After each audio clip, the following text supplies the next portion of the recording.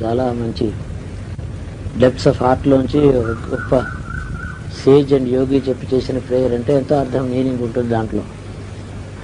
ఏమైనా సరే బ్రహ్మజ్ఞాని అయినా సాంప్రదాయం జ్ఞాపకం ఉంటుంది. నేను పురుషుడిని, నేను స్త్రీని, నేను భారతీయుడిని, నా మాతృభాష ఇది, ఇవన్నీ మర్చిపోకూడదు. జ్ఞానానికి అవరోధం కాదు. ఆయన సంప్రదాయం అంతా నిలబడింది ఎవరి వల్ల? ప్రజలు నో డౌట్. ప్రజల వల్లనే సాంప్రదాయం నిలబడుతుంది. కానీ ప్రజలు లేనటువంటి నది ఎట్లా ఉంటుంది? ఇటు అటు గట్టు లేకపోతే నది ఎలా ఉంటుంది? వర్షం వస్తుంది, పొంగుతుంది, అన్ని ఊళ్ళు ముంచేస్తుంది. ప్రజలు అలా ఉంటారు. ప్రజలకి మత సంబంధమైన వాళ్ళు, రాజకీయ సంబంధమైనటువంటి వాళ్ళు లీడర్స్ ఉండాలి. ఆ లీడర్సే ఈ గట్లు. వాళ్ళు ఎలా నడవమంటే ప్రజలు అలా నడుస్తారు. ఆ ప్రజలు ఒక మహాశక్తి. వాళ్ళ వల్లనే సాంప్రదాయం, వాళ్ళ వల్లనే అన్నీ నిలబడతాయి. కానీ ఇది ఉండదు వేరు. లేకపోతే వాళ్ళకి ఆ గట్లు లేకపోతే విరుచుకుపడిపోతారు. అదిగా రాజకీయ నాయకులు ఉన్నారు మనకి, ధర్మస్వరూపులు. మరి మత సంబంధం, సంస్కృతి విషయంలో ఋషులు ఉన్నారు. వీళ్ళే మనని సంస్కృతిని నడిపించారు ప్రజలని నేను అనుకుంటాను. అందుకని ఇవాళ ఋషి ప్రోక్తమైనటువంటిది ఋషుల చరిత్ర వినాలని నాకు అనిపించింది. ఒక మాట మీద చెప్పాలి. దేవతల కంటే, భగవంతుడు, ఈశ్వరుడి కంటే కూడా మనకి దగ్గరగా ఉండి మనల్ని నిత్యం నడిపిస్తూ మనకు సాంప్రదాయాన్ని ఇచ్చిన వాళ్ళు ఋషులు. వాళ్ళ చరిత్రలో ఒకరిద్దరి చరిత్ర చెప్పుకుంటే బాగుంటుంది అనిపించింది. ఆ వేదమంత్రులు అన్ని ఋషి ప్రోక్తములే. గృత్సనమస ఋషి అని ఆ ఋషి పేరు ఉంటుంది అక్కడ. ఆ ఋషి లేకపోతే ఆ మంత్రం లేదు, మనకి ఎవరికి వచ్చి ఉండేది కాదు. కానీ అది ఎంత ప్రాధాన్యత ఋషులకు ఉందంటే ఇంతంత కాదు. వాళ్ళ వల్లనే మనం ఇలా ఉన్నాం, వాళ్ళ వల్లనే మనకి సంస్కృతి వచ్చింది. ఆ ఋషులే ఇప్పుడు ఈ శతాబ్దంలో కూడా ఇంకా రమణులు, అరవిందులు మొదలైన ఏమనిపించిందంటే ఋషుల చరిత్ర మనం తెలుసుకుంటే పురాణం అంతా అందులో వచ్చేస్తుంది. సపోజ్ అందరు ఋషుల చరిత్ర మనం తెలుసుకుంటే పురాణం వస్తుంది, అందులో మనుషుల గాథలు వస్తాయి, భగవంతుడు లీలలు గాథలు వస్తాయి. ఋషుల చరిత్రే మనకి ఒక ఉత్తేజం కలగజేసి మనలో గొప్ప జ్ఞానాన్ని ఇస్తుందని నా నమ్మకం. ఋషుల చరిత్రే అందరూ తెలుసుకోవాలి. ఆయన సూక్ష్మంగా ఋషులను అందరినీ ఒక చోట చేసేదో కొంచెం రాశాడు ఆయన. నమ ఋషిభ్యో మంత్రకృద్భ్యో మంత్రపతిభ్యో మామామృషయో మంత్రకృతో మంత్రపతయ పరాదుర్మా మృషీన్ మంత్రకృతో మంత్రపతిన్ పరాదాం అంటాం కదా రోజు అభిషేకంలో. మంత్రద్రష్టలు, మంత్రపతులు అయిన మహర్షులకు నమస్కారం. వాళ్ళని ఎప్పుడు విడిచిపెట్టకుండా ఉందిరుగాక అన్నట్టు. నేను వాళ్ళని వదిలిపెట్టను, వాళ్ళు నన్ను వదిలిపెట్టకూడదు. ఋషుల దయ మన యందు ఉన్నంతకాలం మనం క్షేమంగానే ఉంటాం. వారి దయ మన యందు మనం వారిని తలుచుకుంటూ ఉంటుంది. అంతకన్నా ఏం లేదు. మనందరికీ ఋషులు ఉన్నారు. చాలామంది అనుకుంటారు నాకు మా గోత్రం లేదని ఋషులు లేరని అంటారు. నేను బ్రాహ్మణం కాదంటారు. ఋషులు లేకపోతే మనుషులే పిల్లేరు. కశ్యప ప్రజాపతి సంతానం అంతా కూడా కాశ్యపస గోత్రం అని చెప్పుకోవాలి. కాశ్యపస గోత్రం లేనివాడు ఎవడూ లేడు. కశ్యప ప్రజాపతి బిడ్డలు కదా అందరూ. తర్వాత అలవాటులో కొన్ని తరాల నుంచి గురువు వాళ్ళని చెప్పుకోవడం మర్చిపోవడం చేత మాకెవరు లేరు. కొన్ని ఋషులు ఉన్నారు అనుకునేవాడు బ్రాహ్మడు, వాడు ఋషులు ఎలా చెప్పారో అలా నడుస్తున్నారా వాడు? అది లేదు. కాబట్టి చిట్ట చివరికి మనం జ్ఞాపకం చేసుకోవాల్సింది అందరినీ కూడా కశ్యప ప్రజాపతి సంతానం అని అనుకుంటే నేరం లేదు. కాశ్యపస గోత్రోద్భవస్య గోపాలరెడ్డి నామధేయస్య కరెక్ట్, తప్పే లేదు. కాశ్యపస గోత్రంలో 3 తరాలు పేరు చెప్పుకుంటే నేను బ్రాహ్మణుని చెప్పే అధికారం అతడికి వస్తుంది. ఆపస్తంభ ధర్మసూత్రముల్లో ఆధారంగా ఉన్న వాక్యాన్ని తీసుకుని చెప్తున్నాను ఈ మాట. అలా లేకపోతే మనకి తల్లి తండ్రి ఎవరు లేకుండా ఎలా పుడతాం మనం? మన ముత్తాతలు ఒకనాడు ఎలా పుట్టారు, ఎక్కడి నుంచి పుట్టారు? కాబట్టి బ్రహ్మదేవుడు తన యొక్క మానసపుత్రులందరినీ పిలిచి ప్రజాపతిని తీసుకొచ్చి ప్రజాపతిని సృష్టించాడు. మీరు సృష్టి చేయండి అన్నాడు. మీరు సృష్టి చేయండి అంటే వాళ్ళు మనుషుని సృష్టి చేశారు. ఆయన చెప్పాడు కదా, ఆయన ఇచ్చిన శక్తితో. వాళ్ళు ఎలా ఉన్నారంటే వాళ్ళ మనస్సులోంచి పుట్టారు. వాళ్ళకి అంగాలు, అవయవాలు అన్నీ వచ్చాయి. ఆయన మనస్సు, బుద్ధి అంతా రాగానే ఆ ప్రజాపతులను చూశారు. వాళ్ళు బ్రహ్మతేజస్తో వెలుగుతున్నారు. వాళ్ళని చూసేటప్పటికీ వాళ్ళకి ఏం కలిగిందంటే, ఆహా మన కన్న తల్లిదండ్రులు ఇంత తేజవంతులు కదా, జ్ఞానస్వరూపులై వెలుగుతున్నారు కదా, మనం వెళ్ళి ఏదో వివాహం చేసుకుని స్త్రీని వివాహం చేసుకుని పిల్లల్ని కానీ ఈ గడ్డంతా ఎందుకు తినాలి, వీళ్ళ మార్గంలోనే మనం వెళ్ళిపోదాం అని అనుకున్నారు. అని వాళ్ళు తపస్సు వెళ్ళిపోయి మోక్షం పొందారు. ప్రజాపతుల ఉద్దేశం ఏంటంటే వీళ్ళు పిల్లల్ని సృష్టించిన తర్వాత వాళ్ళు పెళ్లి చేసుకోవాలి, సంతాన దేశం అంతా ప్రజలు వృద్ధి పొందాలి, ప్రజలు పుట్టాలి, దేశం నిండా నిండాలి కలకలాడుతూ అని వాళ్ళ ఉద్దేశం. మళ్ళీ సృష్టి చేశారు వాళ్ళు. మళ్ళీ సృష్టి చేస్తే మళ్ళీ అలాగే పోయినారు. అప్పుడు వీళ్ళకి అవిద్య, అజ్ఞానము, దేహాత్మ భావన, దేహాభిమానము ఇట్లాంటి లక్షణములు ఉంటే తప్ప మనుషులు వృద్ధి పొందరు. కాబట్టి శుద్ధ జ్ఞానంలో ఉండేవాడు వృద్ధి పొందడు, వాడు వెళ్ళిపోతాడు ఈ లోకాన్ని వదిలిపెట్టి. కొంత జ్ఞానజ్ఞానములు రెండు ఎప్పుడైతే, అవిద్య విద్యలు రెండు ఎప్పుడైతే ఉంటాయో అప్పుడే అతడు సంతానాన్ని పొందుతాడు, ప్రజ వృద్ధి పొందుతుందనే ఉద్దేశంతో వాళ్ళని ఋషులు అలాగే చేశారు. తర్వాత బ్రహ్మదేవుడి సంకల్పం. పూర్వకల్పంలో ఉండే దేవతలు, ఋషులు, మునులు వాళ్లే ఇలాగ రావడం, జ్ఞానులై పుట్టడం, వెళ్ళిపోవడం ఇలా జరిగింది. అలాగ సృష్టి ప్రారంభంలో అనేక ఇబ్బందులు బ్రహ్మదేవుడికి కలిగినాయి. అంతకుముందు కూడా అసలు పెద్ద ఇబ్బంది కలిగింది ఆయనకి. సృష్టించగానే తల పైన ఉండాలో తల కింద ఉండాలో కడుపులో మధ్యలో ఉండాలో తెలియదు. ఫస్ట్ ఆ షేప్ ఆయన జ్ఞాపకం రాలే, ఏది ఎక్కడ ఉండాలి. ఆయన ఒకవేళ జ్ఞాపకం వచ్చుకుని అలా పెడదామని ట్రై చేసిన వంకర టెంకరగా తల కింద కాళ్ళు పైన చేతులు వీపు వెనకాల ఇలా వచ్చారనుకోండి, ఏమైపోతుంది? అలాగే వచ్చాయట అంగములు, వాటి వాటి స్థానాలు తప్పి సృష్టించాట. అప్పుడు ఆయన అయా దేహాత్మభావాన్ని మూలాధారంలో, మనందరికీ మూలాధార చక్రంలో గణపతి అధిష్టాన దైవంగా ఉండి చతుర్దళ పద్మమైనటువంటి 4 దళముల పద్మం మీద ఆయన ఆసీనుడై ఉండి అక్కడ ఈ దేహమే నేను అనే భ్రాంతిని కలుగజేస్తున్నాడు గణపతి. ఎందుకు చేస్తున్నాడు? అందువల్లనే మనం అన్నం తింటున్నాం, పడుకుంటున్నాం, ఇల్లు నాది అనుకుంటున్నాం, ఈ దేహం నేది నాది అని అనుకుని దీన్ని కాపాడుకుంటున్నాం, దానివల్ల సంతానం కలుగుతోంది. ఇవన్నీ ఈ నాగరికత అంతా కూడా దేహాభిమానం చేత వస్తుంది. దేహాభిమానం లేకపోతే ఇదంతా కూడా సర్వనాశనం అయిపోతుంది, ఎవరు ఉండరు. దేహాభిమానం చెడ్డదంటారు కదా అండి. అంటే ఏమిటి? జ్ఞానానికి మోక్షానికి వెళ్లే దారిలో దీన్ని వదిలిపెట్టమన్నారు, కానీ అది లేకుండా సంచరించడం సాధ్యం కాదు.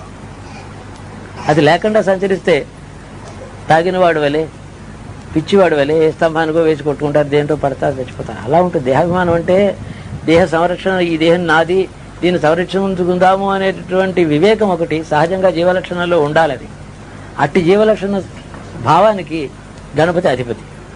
వారి దయలేందే మనం ఇలా ఉండనే ఉంటాం. అప్పుడు బ్రహ్మదేవుడు ఆ గణపతిని ఆవాహన చేసుకున్నారు తన ముందర.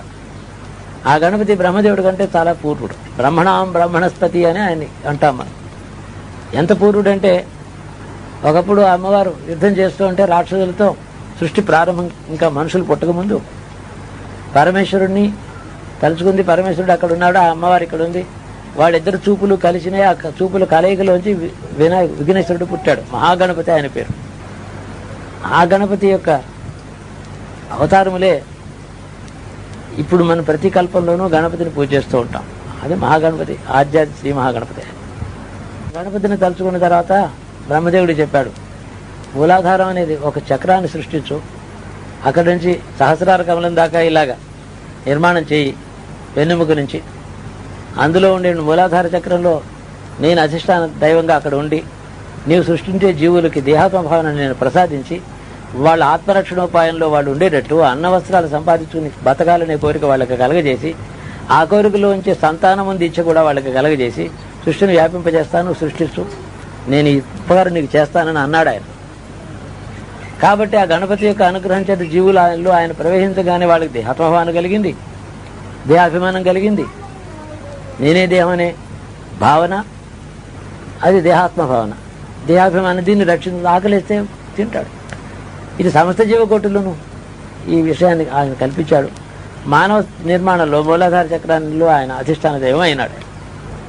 గణపతి అనుగ్రహం చేత తర్వాత సృష్టి అక్రమంగా జరిగింది అని ఈ యావత్ సృష్టి రహస్యము, సమస్త జీవకోటి యొక్క జీవలక్షణము అంతా సంపూర్ణంగా అర్థం చేసుకుని బ్రహ్మ ఎవరు, గణపతి ఎవరు, విష్ణు ఎవరు, శివుడు ఎవరు, ఎప్పుడు పుట్టింది సృష్టి, ఆత్మ ఎక్కడ, పదార్థం అంటే ఏమిటి, పంచభూతములు అంటే ఎలా వచ్చాయి, ఈశ్వరుడు అంటే ఎవరు, ఈశ్వరుడు యొక్క స్వరూప స్వభావాదులన్నీ ఎక్కడ ఎలా ఉన్నాయి, ఇన్ని విషయములు తెలిసి, ఈ జగత్తు యొక్క భవిష్యత్తు తెలిసి, జీవులకు ఏది క్షేమకరమో అది తెలిసిన వారు, ఇవన్నీ తెలిసిన వారు మహర్షులు.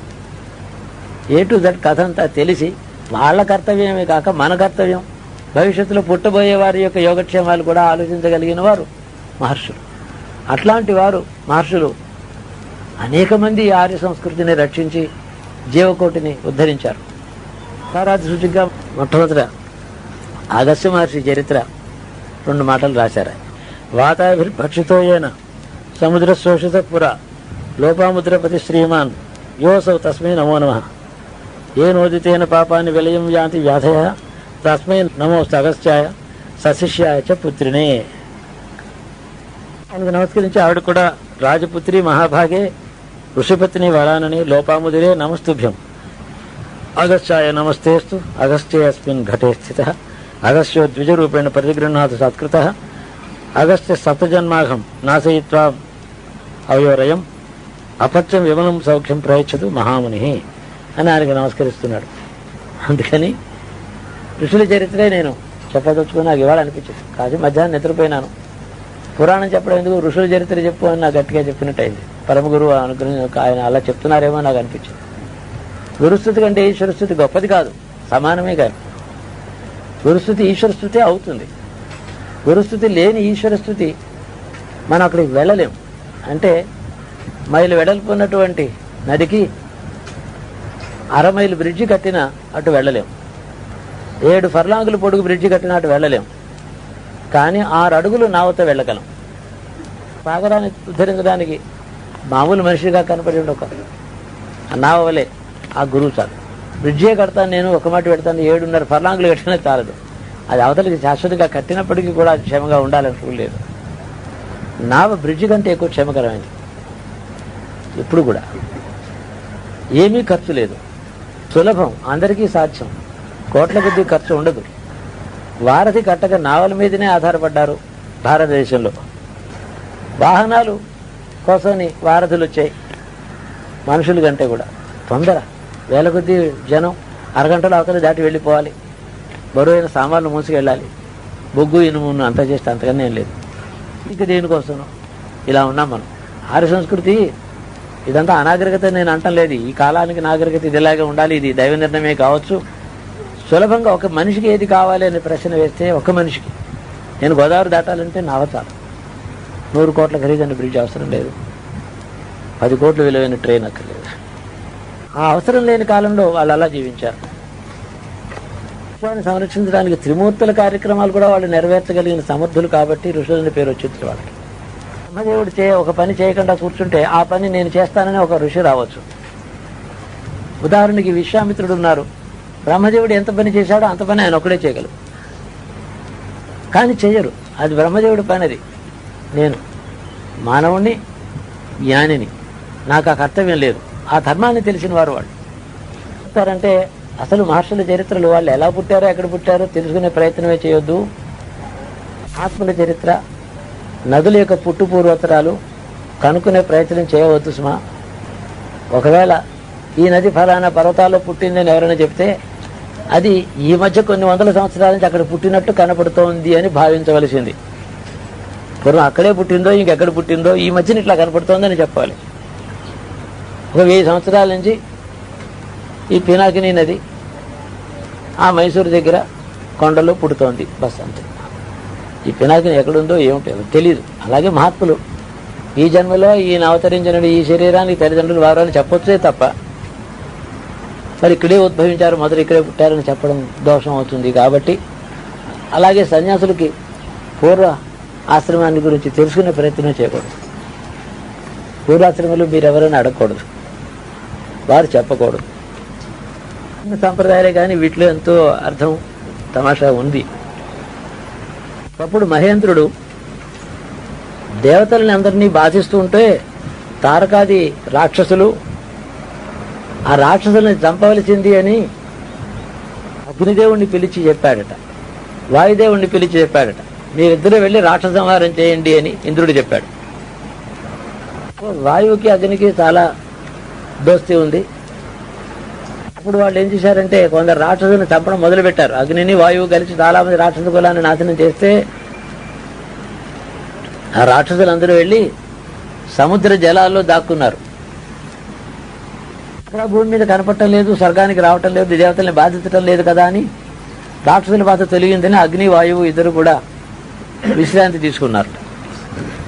అలా కొంతకాలం అయిన తర్వాత అదృశ్యంగా సముద్రంలో దాక్కున్నటువంటి రాక్షసులు రాత్రి సమయంలో నిద్రిస్తున్నటువంటి వాళ్ళని, జీవకోటిని హింసించి భక్షించడం మొదలెట్టారు. మునులు, మానవులు రాత్రంతా వాళ్ళని బాధించడం, చంపడం, సూర్యోదయం కాకముందే వెళ్ళి సముద్రంలో దాక్కోవడం. ఇలాగ రాక్షసులు అదృశ్యంగా ఉన్నారు, రాత్రి బాధిస్తున్నారు. రాత్రి ఏమో మనుషులు అశక్తులు, రాక్షసులు బలవంతులు. 12,000 సంవత్సరములు ఈ ప్రకారంగా రాక్షసులు ప్రవర్తించారట. అనేక మంది సజ్జనుల్ని, మునుల్ని, యోగుల్ని, భక్తుల్ని, సామాన్య మానవుల్ని, ఏ పాపం ఎరగని ప్రజలను చంపేశారు. దేవతలు కూడా పీడించారు. పెద్ద ఉపద్రవం ఏర్పడింది లోకంలో. అశాంతి, ఏం చేయాలో తెలియలేదు.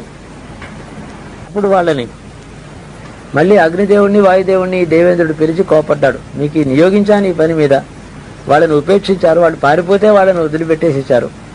వెతికి వేటాడి చంపవలసింది కదా, ఇప్పుడైనా వాళ్ళని భస్మం చేయండి అని చెప్పి అగ్నికి, వాయువుకి ఇంద్రుడు చెప్పాట. అంటే ఎలాగా అని దేవేంద్రుడు అని రాదు. సముద్రంలో దాక్కున్న వాళ్ళని ఎలా చంపాలంటావా? ఆ సముద్రాన్ని ఇంకించండి, డ్రైవ్ చేసేసి, ఆ నీరంతా లేకుండా డ్రైవ్ చేసేసేయండి. వాళ్ళు యువతలు బయటకు వస్తారు, అప్పుడు చంపండి. వాయుదేవుడు, అగ్ని నవ్వారట.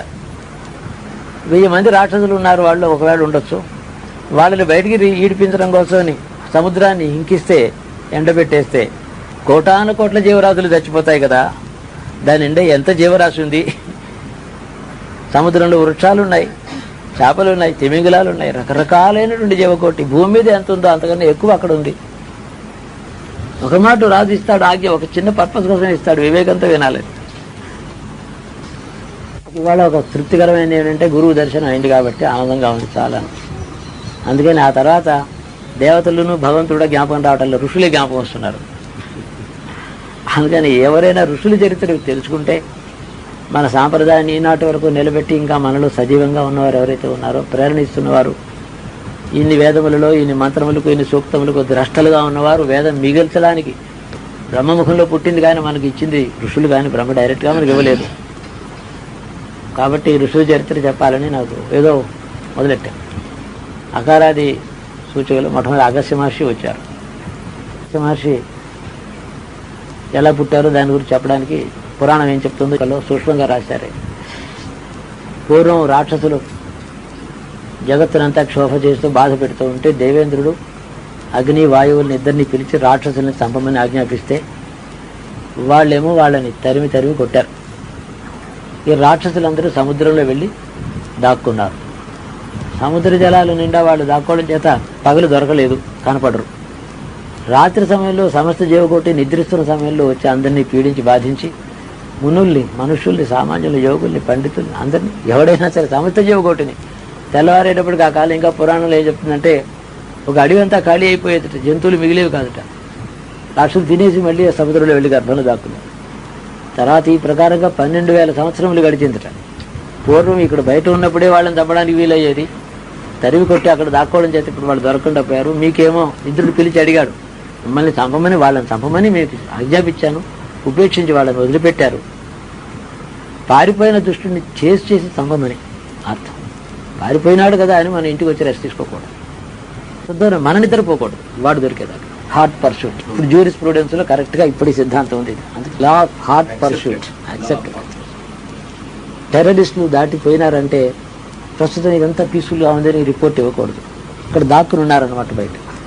మీరు నిద్రపోకూడదు, చేసి చంపాలి. ఇదే ప్రిన్సిపల్. పురాణం ఎప్పుడు కూడా నిత్య జీవితంలో ఈనాటికి మనకి పనికొచ్చే మాటలే చెప్తుంది, అది గుర్తు. అప్పుడు దేవేంద్రుడు ఎలా చంపమంటావు ఇప్పుడు వాళ్ళని? సముద్రంలో ఉన్నారంటే సముద్రం అంతా డ్రైవ్ చేసేసేయండి, జలం అంతా ఇంకించేసేసేయండి, దొరుకుతారు, చంపేసేయండి అని ఇంద్రుడు అన్నాడు. వాయుదేవుడు నవ్వాట. 1000 మంది రాక్షసులను చంపడానికి అనంతకోటి జీవరాశులను చంపవలసి వస్తుందయ్యా, సముద్రాన్ని ఇంకిస్తేను. అవేం పాపం చేశాయి? వాటిని ఏ పాపం ఎరగనటువంటి జలచరములను చంపి, జీవకోటిని చంపి పాపం మూట కట్టుకుంటాము మేము రాక్షసుల కోసం అన్నారట. అంటే ఒక ఆర్డర్ ఇవ్వడానికి ఒకే దృష్టితో ఒక ఆర్డర్ ఇస్తాడు, నేరో థింకింగ్తో. దాని రామిఫికేషన్స్ ఉంటాయి, దాన్ని ఏమిటని ఆలోచించి మళ్ళీ సలహా అడగాలి వాళ్ళు. దానికి ఏదైనా ఇంకో ఉపాయం చెప్తే అలా చేస్తామన్నారు ఇంద్రుని. అలా నేను చెబితే కూడా మీరు ఇంకా అర్థం కావటం లేదా, పాపమో పుణ్యమో నాకు తెలియదా? ఇంద్రుడికి అధికార దర్పం వచ్చింది. నా ఇన్స్ట్రక్షన్స్ కాకుండా తప్పని చెప్పి అందులో నేరం చెప్తారా నా మీద? కాబట్టి మీకు ఒక ముందర శిక్ష వేస్తున్నాను, మీరు భూలోకంలో మనుషులై రండి అని చెప్పించారు వాయువుకిని అగ్నికిని. అయితే వాళ్ళు దేవతలు ఎవరి గర్భంలో పుడతారు? అగ్నిదేవుణ్ణి మోసి కనేనుడి తల్లి ఎక్కడ ఉంటుంది? వాయుదేవుణ్ణి మోసి కనే తల్లి ఎవరు అంటే ఆయన అన్నట్టు అచేతనమైన పదార్థం ఉంటుంది, జడ పదార్థం అన్నమాట, రాయి రప్ప, అందులోంచి పుట్టనుకోండి అన్నట్టు. ఇంద్రుడు ఆజ్ఞది శాపం కూడా అనుకుంది. ఇప్పుడు సరే, ఇది అక్కడికి అయితే ఆ ఘట్టం అయింది కదా. ధర్ముడు అనేటటువంటి ఒక ముని యొక్క కొడుకులు ఇద్దరు నరనారాయణులు అనేటువంటి వాళ్ళు అండమాదన పర్వతం మీద తపస్సు చేసుకుంటున్నారు. నరనారాయణులు తపస్సు చేసుకుంటున్నారు. వాళ్ళ అపూర్వమైన ఆ తపస్సు మహావైభవంగా ఉంటే దేవేంద్రుడికి అసూయ కలిగి ఆ తపస్సును విఘ్నం చేయమని చెప్పి వసంతుడికి మన్మధుడికి ఆజ్ఞాపించి వాళ్ళ మనసు చెదరగొట్టమని అన్నాడు. అయినా అనేక మంది అప్సరసలతో వసంతుడితో వచ్చినా వాళ్ళు ఏమీ చెల్లించలేదు. కాకి అప్సరసల సౌందర్యం వాళ్ళు చాలా అందమైన వాళ్ళని వాళ్ళు గర్విస్తున్నారు కదా. ఓహో, మీరు చాలా అందమైన వాళ్ళని మీరు అనుకుంటున్నారు, మా తపస్సు మా మనస్సుని చెడగొడదామని వచ్చారు కదా. అయితే చూడండి, నా శక్తి మీకు చూపిస్తానని ఆయన తొడలోంచి ఒక అందమైన స్త్రీని ఇలా సృష్టించాట తేజస్సులోంచి. కుడి తొడ, ఎడం తొడ ఇలా కొట్టుకుని నారాయణుడైన ఋషి ఇలా అన్నాడు. ఆ తొడలోంచి, ఆ శబ్దంలోంచి ఊర్వశి, ఊరులోంచి వచ్చింది కాబట్టి ఊర్వశి పుట్టింది. మరి ఇప్పుడు దీని అందం ముందర మీ అందం ఏమాత్రం ఉంది అని అన్నాడు. అందరం చూసి మీ చందాలు చూసి నేనేమీ మోసపోయేవాడిని కాదు అని వెళ్ళగొట్టేశాడు. ఆ ఊర్వశిని సూర్యదేవుడు తీసుకువెళ్ళాడు తన భార్యగా. ఆమెని దారిలో వాళ్ళిద్దరూ కలిసి వెడుతుండగా వరుణదేవుడు చూచి మోహించాడు. ఆవిడందుట నాకు సూర్యుడికి నేను అంకితమైనాను, ఇదివరకే అతనితోనే ఉంటానని ఊర్వశి వెళ్ళిపోయింది. అంటే వరుణదేవుడు అన్నట్ట, సరే నేను ఇక కోరను, నాకు ఒక కోరిక కలిగింది, మోహం కలిగింది, నువ్వు దయచేసి నీ మనసులో నన్ను జ్ఞాపకం పెట్టుకో అన్నట్ట. ఒక తృప్తి. అధర్మంలో చిన్న ధర్మం అన్నమాట. దీన్ని ఏమనాలి? మొదటిదే అధర్మం, దాంట్లో ధర్మాన్ని పరిపాలించడం. అంటే అది సూర్యుడు తెలుసుకుని, నువ్వు అతడిని నీ మనసులో పెట్టుకుంటానని వాగ్దానం చేసి నాతో కాపురం చేస్తావా? మహాదోషం ఇది. కాబట్టి నువ్వు భూలోకానికే వెళ్ళిపోయి, ఇలాంటి తప్పులు భూమిలోనే చేస్తూ ఉంటారు, మా లోకాల్లో ఎట్లాంటి తప్పులు చేసేవాళ్ళు ఉండరు, భూలోకానికే పో అని చెప్పి ఊర్వశిని చెప్పించాడు. ఇంద్రుడి యొక్క కొడుకైనటువంటి పురూరవ చక్రవర్తి భూమిని ఏలుతున్న సమయంలో ఊర్వశి వచ్చి అతడి భార్య అయింది. వాళ్ళ యొక్క ఆ తేజస్సు అంటే దేవేంద్రుడి యొక్క శాపం పొందినటువంటి వాళ్ళు అగ్ని వాయువులు, ఇక్కడ ఊర్వశి యందు మోహం కలిగినటువంటి ఈ మిత్రుడు అంటే సూర్యుడు వరుణదేవుడు, వీళ్ళు నలుగురు, వీళ్ళందరూ కలిసి వాళ్ళ తేజస్సుని, మిత్రావరుణ ఇద్దరు కూడా ఈ ఆమె ఎందుండే మోహం కలిగింది కదా, ఆ తేజస్సును తీసుకెళ్లి వాళ్ళలో వీర్యాన్నేమో ఒక కలశాన్ని ఇచ్చారట. ఒక కలశంలో పెట్టి వాళ్ళు అది మర్చిపోవడం అన్నమాట. ఒక మోహాన్ని వీర్య రూపంలో బహిర్గతం చేసి శుద్ధులైపోవడం అని అర్థం. ఆ తర్వాత మనిషి వాళ్ళ లోపల అదేం ఉండదని అర్థం, ఆ భావనే ఉండదు. మనుషుడికి వేరు అలా ఉండదు. వాడు ఒక్క మాటే బయట నుంచి బహిర్గతం చేసేసి వదిలేస్తారు. వాడు దేవతలకు ఆ శక్తి ఉంది, మునులకు కూడా శక్తి ఉంది. అనేక మంది ఋషుల చరిత్రలో వీర్యాన్ని తీసుకెళ్ళి నిక్షేపించారు, వాళ్ళు వెళ్ళిపోయారంట యథేచ్ఛగా. మళ్ళీ వాడు తిరిగి అలాగే వాళ్ళు దాన్ని లోపల జెకిల్ అండ్ హైడ్ లాగా లోపల ఉండేటువంటి ఈవిల్ ఏమన్నా ఉంటే దాన్ని బయటకు తీసేసి విసర్జించే శక్తి యోగ శక్తి. సామాన్య యోగికి కూడా అనేక విషయములలో లోపల వచ్చిన దోషాన్ని అలాగే బహిర్గతం చేసుకుని క్లీన్ అయిపోయే శక్తి ఉంటుంది. ఈ లోకంలో అనుషంగం చేత అందరితో కలిసి తిరగడం, తినడం, ఇట్లా ఉండడం చేత జ్ఞానికి కూడా మోహము దోషము సంక్రమించవచ్చు. వాడికి మనకి తేడా ఏమిటంటే వాడు దాన్ని బహిర్గతం చేసుకుని క్లీన్ అయిపోతాడు తక్షణం, 2 నిమిషాలు. ఆ మిత్రావరణులు వాళ్ళలో ఉండేటువంటి ఆ మోహాన్ని తీసి అక్కడ పెట్టేసి వెళ్ళిపోయారు. దాంట్లోంచి ఆ కలశంలోంచి అగస్త్య కుంభ సంభవ అని చెప్పి డిక్షనరీ చెప్తుంది. అగస్త్య మహర్షి పుట్టాడు, వశిష్ఠుడు పుట్టాడు. వశిష్ఠ మహర్షి కూడా ఆ కలశంలోంచే పుట్టాడు, ఒక్క మాటే పుట్టారు. అందులో ఇద్దరు దేవతలు, అగ్ని వరుణుడు. అంతేకాక ఊర్వశి యందు మోహం కలిగినటువంటి వీళ్ళు, వాళ్ళ శాపగ్రస్తులు వాళ్ళు. అగ్ని, వాయువు, ఈ సూర్యుడును వరుణదేవుడు, నలుగురు దేవతలు అందులో వాళ్ళ అంశాలు ఉన్నాయి ఒక కలశంలో. నలుగురు తేజస్సుతో వాళ్ళు అక్కడ. కానీ వాళ్ళు ఏంటంటే, ఈ పుట్టిన వాళ్ళు ఎవరు? శాపగ్రస్తులైన వాయువు. అంటే ఏం జరిగిందంటే, మోహంతో వాళ్ళ మోహాన్ని వదిలించుకుందామని కలశంలో వీళ్ళ వీర్యాన్ని వదిలిపెట్టిన వాళ్ళేమో వీళ్ళు, ఈ వరుణుడు సూర్యుడును. శాపగ్రస్తులైన వాళ్ళేమో అగ్నిని వాయువును. వీళ్ళు వీర్యం అందులో నిక్షేపించగానే అగ్ని వాయువులు అందులో ప్రవేశించారు శరీరాల కోసం. ఈ దేవతల అంశలో పుట్టడానికి ఈ భూలోకానికి శాపగ్రస్తులే వెళ్ళాలి కదా. ఈ ఇద్దరు దేవతల వీర్యంలో మనం ప్రవేశిస్తే ఈ ఉత్తమ జన్మ కదా ఇది. అందులో ప్రవేశించారు అని అర్థం. ఒక ఆపర్చునిటీ. ఎవరు కడుపును పుట్టాలి అంటే శాపగ్రస్తుడు అయినటువంటి వాయుదేవుడు, అగ్నిదేవుడు, ఇంద్రుణ్ణి ఎవరి కడుపును పుట్టమంటామని అడిగితే జడ పదార్థంలోంచి పుట్టండి అన్నాడు ఆయన. మాకు తల్లిదండ్రులు ఎవరయ్యా? మాకు అగ్నిదేవుడిని నేను, వాయుదేవుడు ఇతడు, మాల భరించే తల్లి ఎక్కడుంది అంటే జడ పదార్థంలోంచి పుట్టండి, రాళ్లలోంచి పుట్టండి, చెట్లోంచి మీ ఇష్టం పోమన్నాడు. ఆ మాట ఇలాగా కుంభమందు వీళ్ళు నిక్షేపించిన వీర్యంలో పుట్టడానికి, కుంభం జడ పదార్థమే కదా, అలా పుట్టారు.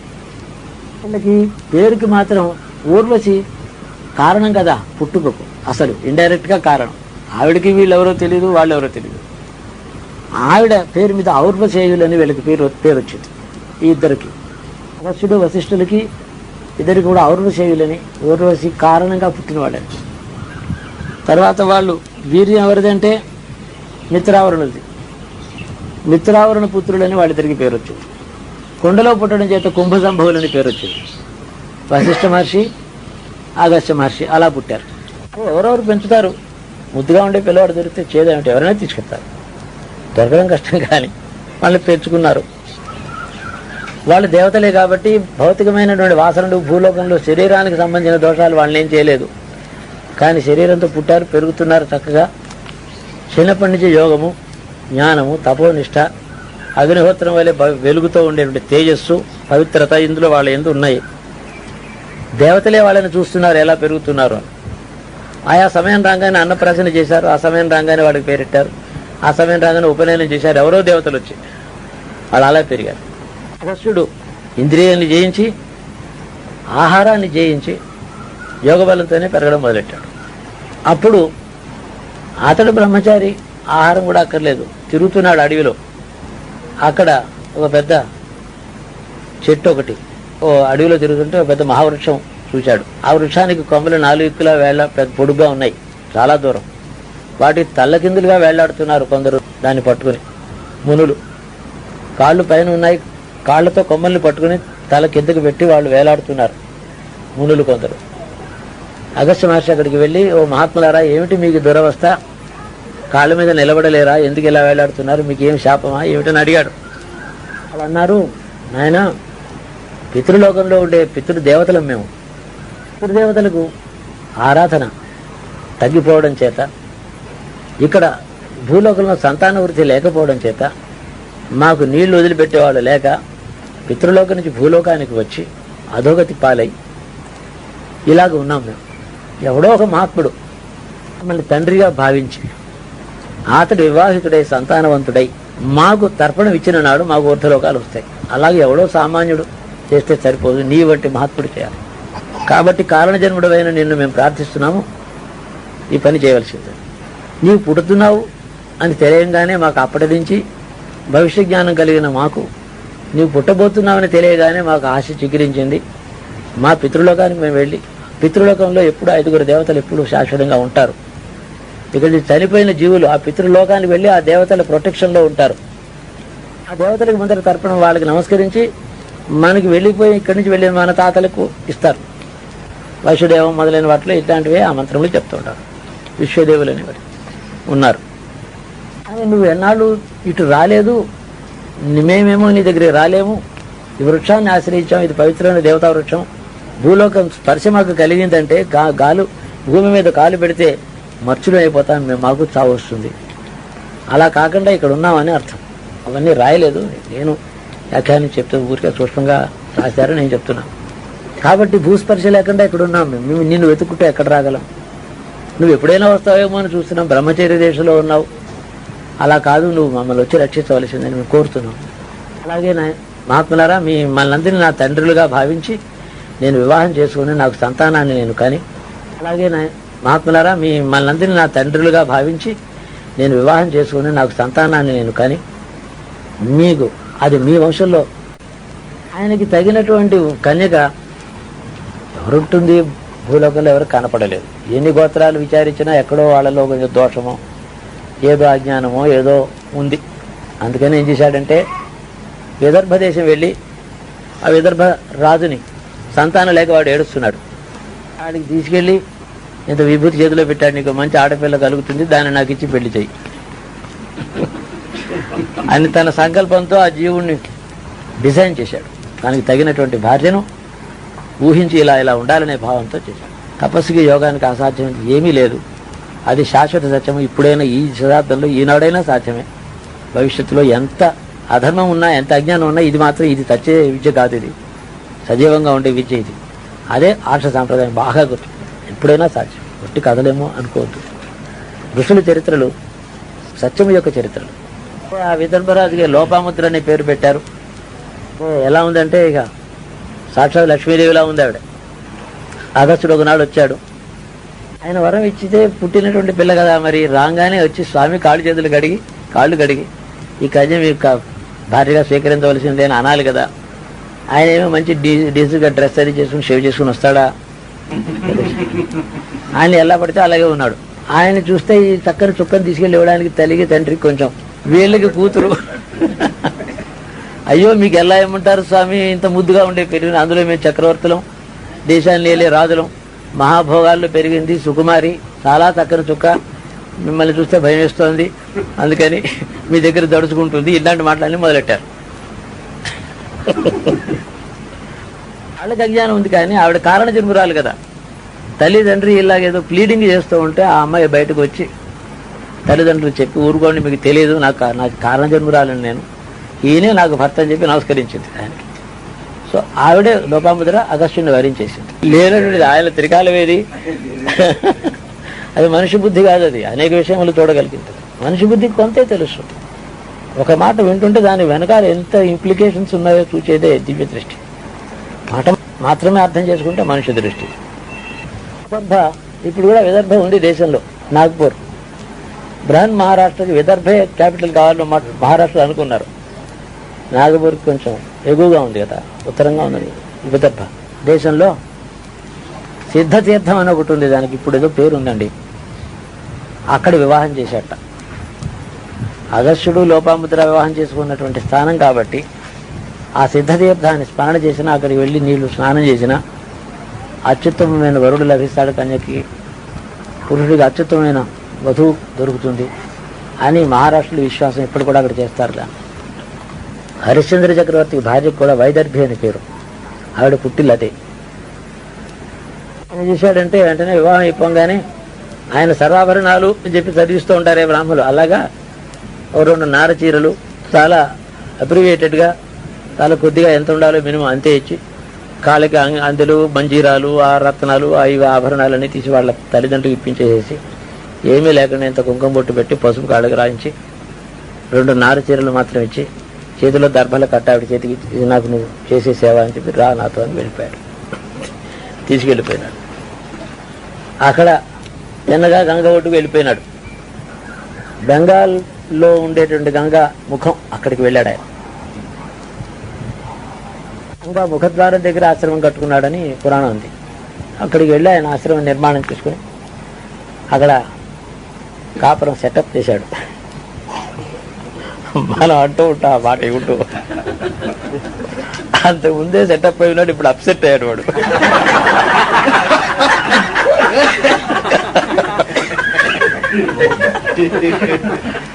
అప్సెట్ ఆపోజిట్ అయినా సెటప్ అంటే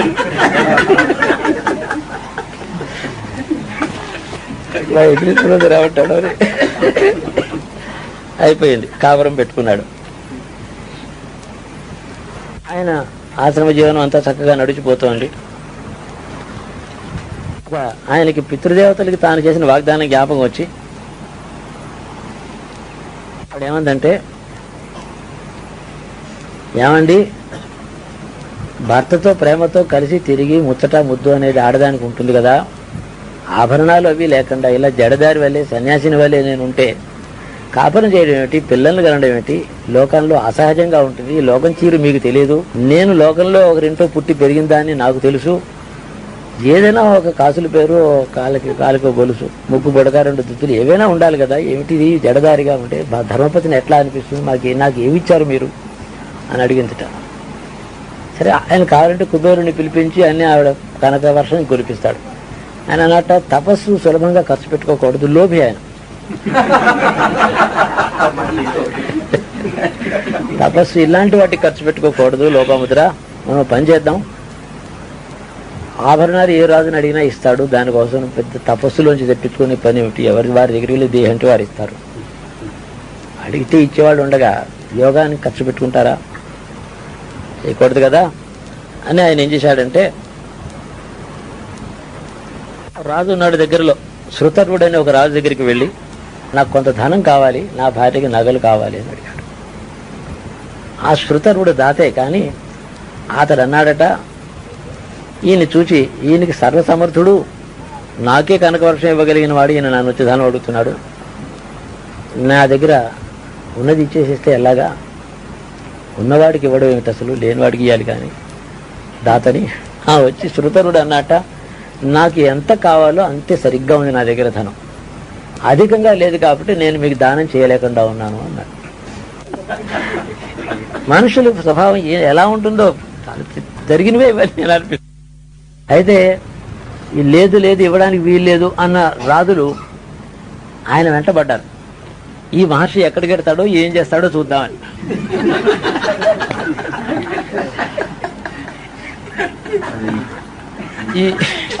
ఏం చేస్తారో మర్చిపోతే, వాళ్ళు నిద్ర పట్టదు కదా, లేదని పంపించాక ఎక్కడికి పోతాడు, ఆయన కోపం వస్తుందా, ఇంకెవరైనా ఇస్తారా, ఇచ్చినప్పుడు ఎలా ఇస్తాడు, ఎలా పుచ్చుకుంటాడు అని చూద్దామని అనిపిస్తున్నదా.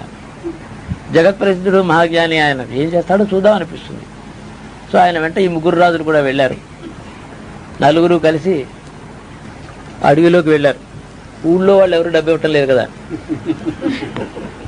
మణిమతి అనేటువంటి ఒక పట్టణాన్ని ఏలేటువంటి ఎల్వలుడు అని ఒక రాజు, చాలా బలపరాక్రమ సంపన్నుడు వాడు. అతడికి వాతాపి అనే ఒక తమ్ముడు ఉన్నాడు. వాళ్ళు రాక్షసాంశలో పుట్టిన చేత వాళ్ళకి చాలా శక్తులు ఉన్నాయి. వాళ్ళకి కామరూపులు, కుక్క గాడిద కూడా మారిపోగలరు, అలాగా ఆ రూపంలో వెళ్ళగలరు వాళ్ళు. కామరూపం అదే కదా. అప్పుడు వాళ్ళు అలా ఉంటుండగా ఎల్వరుడు ఏం చేశాడంటే, ఒక బ్రాహ్మణుని ఆశ్రయించి బాగా తపోబలం సంపన్నుడైన బ్రాహ్మణుడి దగ్గరికి వెళ్ళి అన్ని కోరికలు తీరేని మంత్రం ఏదైనా ఇమ్మని అడిగాడు. బ్రాహ్మణుడు అన్నట్ట, నేను కష్టపడి సంపాదించుకున్న తపస్సు నీకు ఇస్తానా, నీకు మంత్రోపదేశం నీకు చేస్తే అది నువ్వు ఎలా వాడుకుంటావో తెలియదు, రాక్షసాంశలో ఉన్నావు నువ్వు, నేను నీకు అలాంటి మంత్రం చెప్పనన్నట్ట బ్రాహ్మణుడు. అప్పుడు ఏం చేశాడంటే, ఆ బ్రాహ్మణుడి మీద కోపంతో ఆ ఎల్వలుడు వాతాపిని ఒక మేకగా మార్చేసి దాన్ని తీసుకుని, వాళ్ళ పితృపర్వం నువ్వు మా ఇంట్లో అన్నీ చేసుకోని చెప్పి ఆ మేకని చంపి మాంసం వండి ఆ బ్రాహ్మణుడికి పెట్టాడు. పితృకార్యం కదా, ఆ కాలంలో పితృకార్యం నాడు మేకను చంపడం, పితృదేవులు నైవేద్యం పెట్టడం, ఆ బ్రాహ్మణుడు తినడం ఆచారం. మేకని తినడం ప్రజలకి బ్రాహ్మణులే నేర్పారు.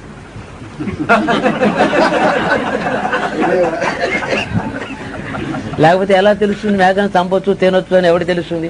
అంతే క్వశ్చన్. తప్పులేదు కదా, మనం పురాణం కదా చెప్తున్నాం. సరే, వాడు తిన్న తర్వాత ఆ వాతాపిని ఒరే ఇలా రారా అని పిలిచాడు. వాతాపిని మేకని చేసి వండి బ్రాహ్మణుడి కడుపులోకి పంపించాక వాతాపిని పిలిచి వాడు రాక్షసుడు, మళ్ళీ వాడు వాతాపి అయిపోయాడు, పొట్ట చిచ్చుకుని వచ్చాడు, ఆ బ్రాహ్మణుడు చచ్చిపోయాడు. ఈ ప్రకారంగా వాడు ఆతిథ్యం ఇవ్వడం మొదలెడతాడు, చాలా మందికి ఇచ్చాడు.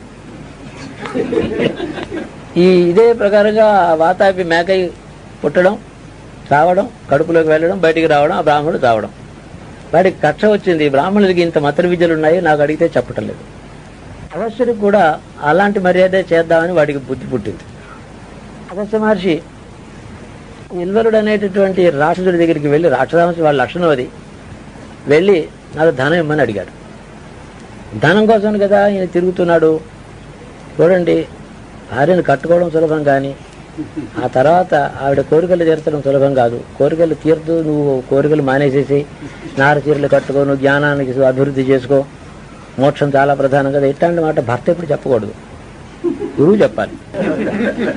భర్త ఇట్లాంటి మాటలు చెప్పాడంటే కోరికలు తీర్చలేని అసమర్థుడని, అసలు భర్తగా ఉండడానికి అనర్హుడు అని పేరు. దానికి అదే అర్థం. ఏది కావాలో ఇవ్వాలి, కానీ జ్ఞానబోధ కోసం మిమ్మల్ని పెళ్లి చేసుకుందా? జ్ఞానబోధే కావాలంటే ఎవరో స్వామి వారి దగ్గర వెళ్ళదు, స్వామి నాకు మార్గం చూపించండి అని పెళ్ళి ఎందుకు చేసుకుంటుంది? తనకి లేని అధికారం అది భర్తకు. సరే, అక్కడి నుంచి ఇల్వలుడి దగ్గరికి వెళ్ళి ధనం అడిగితే, స్వామి దాందే ఉంది అన్నాడు. అందరూ భోజనం చేయండి మా ఇంట్లో అన్నాడు. ఆ తర్వాత ఆ వాతాపిని మేకని చేసి, ఆ మేకని చంపి వంట చేసి భోజనం పెట్టాడు. ఆకాశ మనిషి కడుపు నిండా తినేసేసాడు. ఆనాడు పెట్టాడు, ఆతిథ్యం ఇచ్చాడు. ఆతిథ్యం స్వీకరించవచ్చు, ఎవడైనా ఇచ్చిన ఆతిథ్యం ఇస్తే తినవచ్చు. అమ్మడి తినే అధికారం ఉంది. రోజు తినడు, త్రితిథిలో తినవచ్చు, తినే అధికారం తిన్నాడు. సరే, అనేక మంది చెప్తున్నారు, అయ్యయ్యో మీరు మహత్తులు, నిష్కారణంగా అనేక మంది బ్రాహ్మణుడికి వీడు ఆతిథ్యం ఇచ్చిలా చంపేశాడు, పాతాపి బయటికి రారా అని పిలుస్తాడు, తర్వాత వాడేమో పొట్ట చిత్తుకుని బయటకు వస్తాడు, మీ గతి కూడా అల్ల అయితే ఎలాగా అంటే మీరేం భయపడకండి అని చెప్పాడు. వాడిని తినేసిన తర్వాత వాతాపి జీర్ణం అని ఇలా పొట్ట 3 మాటలు అనుకున్నాడు. లోపల వాతాపిగాడు జీర్ణం అయిపోయాడు. వాతాపి రారా అంటే రావటం లేదు. ఇంకేం వస్తాడు? అగస్త్యుడి కడుపులో సముద్రాలు ఇంకిపోతాయి. వాతాపిగాడి లక్ష్యం ఏంటి? సరే, ఆ ఇల్వలుడేమి కాళ్ళ మీద పడ్డాడు. నాకు బుద్ధి వచ్చింది, అపరాధం చేశాను, నన్ను బతకనివ్వండి, ఏం చేయమంటారో చెప్పండి అంటే, ఏం లేదు, కొంచెం డబ్బు అవసరం ఉండి తిరుగుతున్నాను అంటే, విపరీతమైన ధనం ఇచ్చి 2 గుర్రాలని కట్టినటువంటి ఒక బంగారు రథము, 20,000 పాడి ఆవులు, 25 గద్దెలంటే ఒక పెద్ద పీట ఉంటుంది, దానికి చుట్టూ అంచులు ఉంటాయి, దాని మీద ఇలా రాశిగా పోస్తే బంగారం ఎంతో, అది ఒక గద్దె బంగారం అని పేరు దానికి. అలాగే 20,000 గద్దెల బంగారము ఆయనకి ఇచ్చేశాడు. ఎలాగో ఆయన అక్కడి నుంచి వెళ్ళగొట్టేస్తారు, వాడి భయం, ఏ మూడు వస్తుందో ఆయన ఏం చేస్తాడో అని భయంతో ఆయనకి ఇచ్చేసేసి నన్ను రక్షించండి అని కాళ్ళతో పంపించేశాడు. ఈ 3 రాజులు ఈయన ధనం సంపాదించిన మార్గాన్ని గ్రహించారు, చూశారు, బాగుంది, ఈయన దానం అడిగితే నీకు ఇవ్వకూడదు, ఆయన సంపాదించుకోగలడు. లోకగడ్డుకుడైనటువంటి వాతాపిని చంపేశాడు. కాబట్టి లోకోపకారం చేసి తన శక్తితో, బలంతో, తపస్సు ఖర్చు పెట్టకుండా సహజ శక్తితో వాడిని చంపి లోకోపకారం చేసి ఆ ఇల్వలుడి యొక్క పొగరు అణిచి ధనం సంపాదించుకుని ఆశ్రమానికి తీసుకెళ్ళాడు.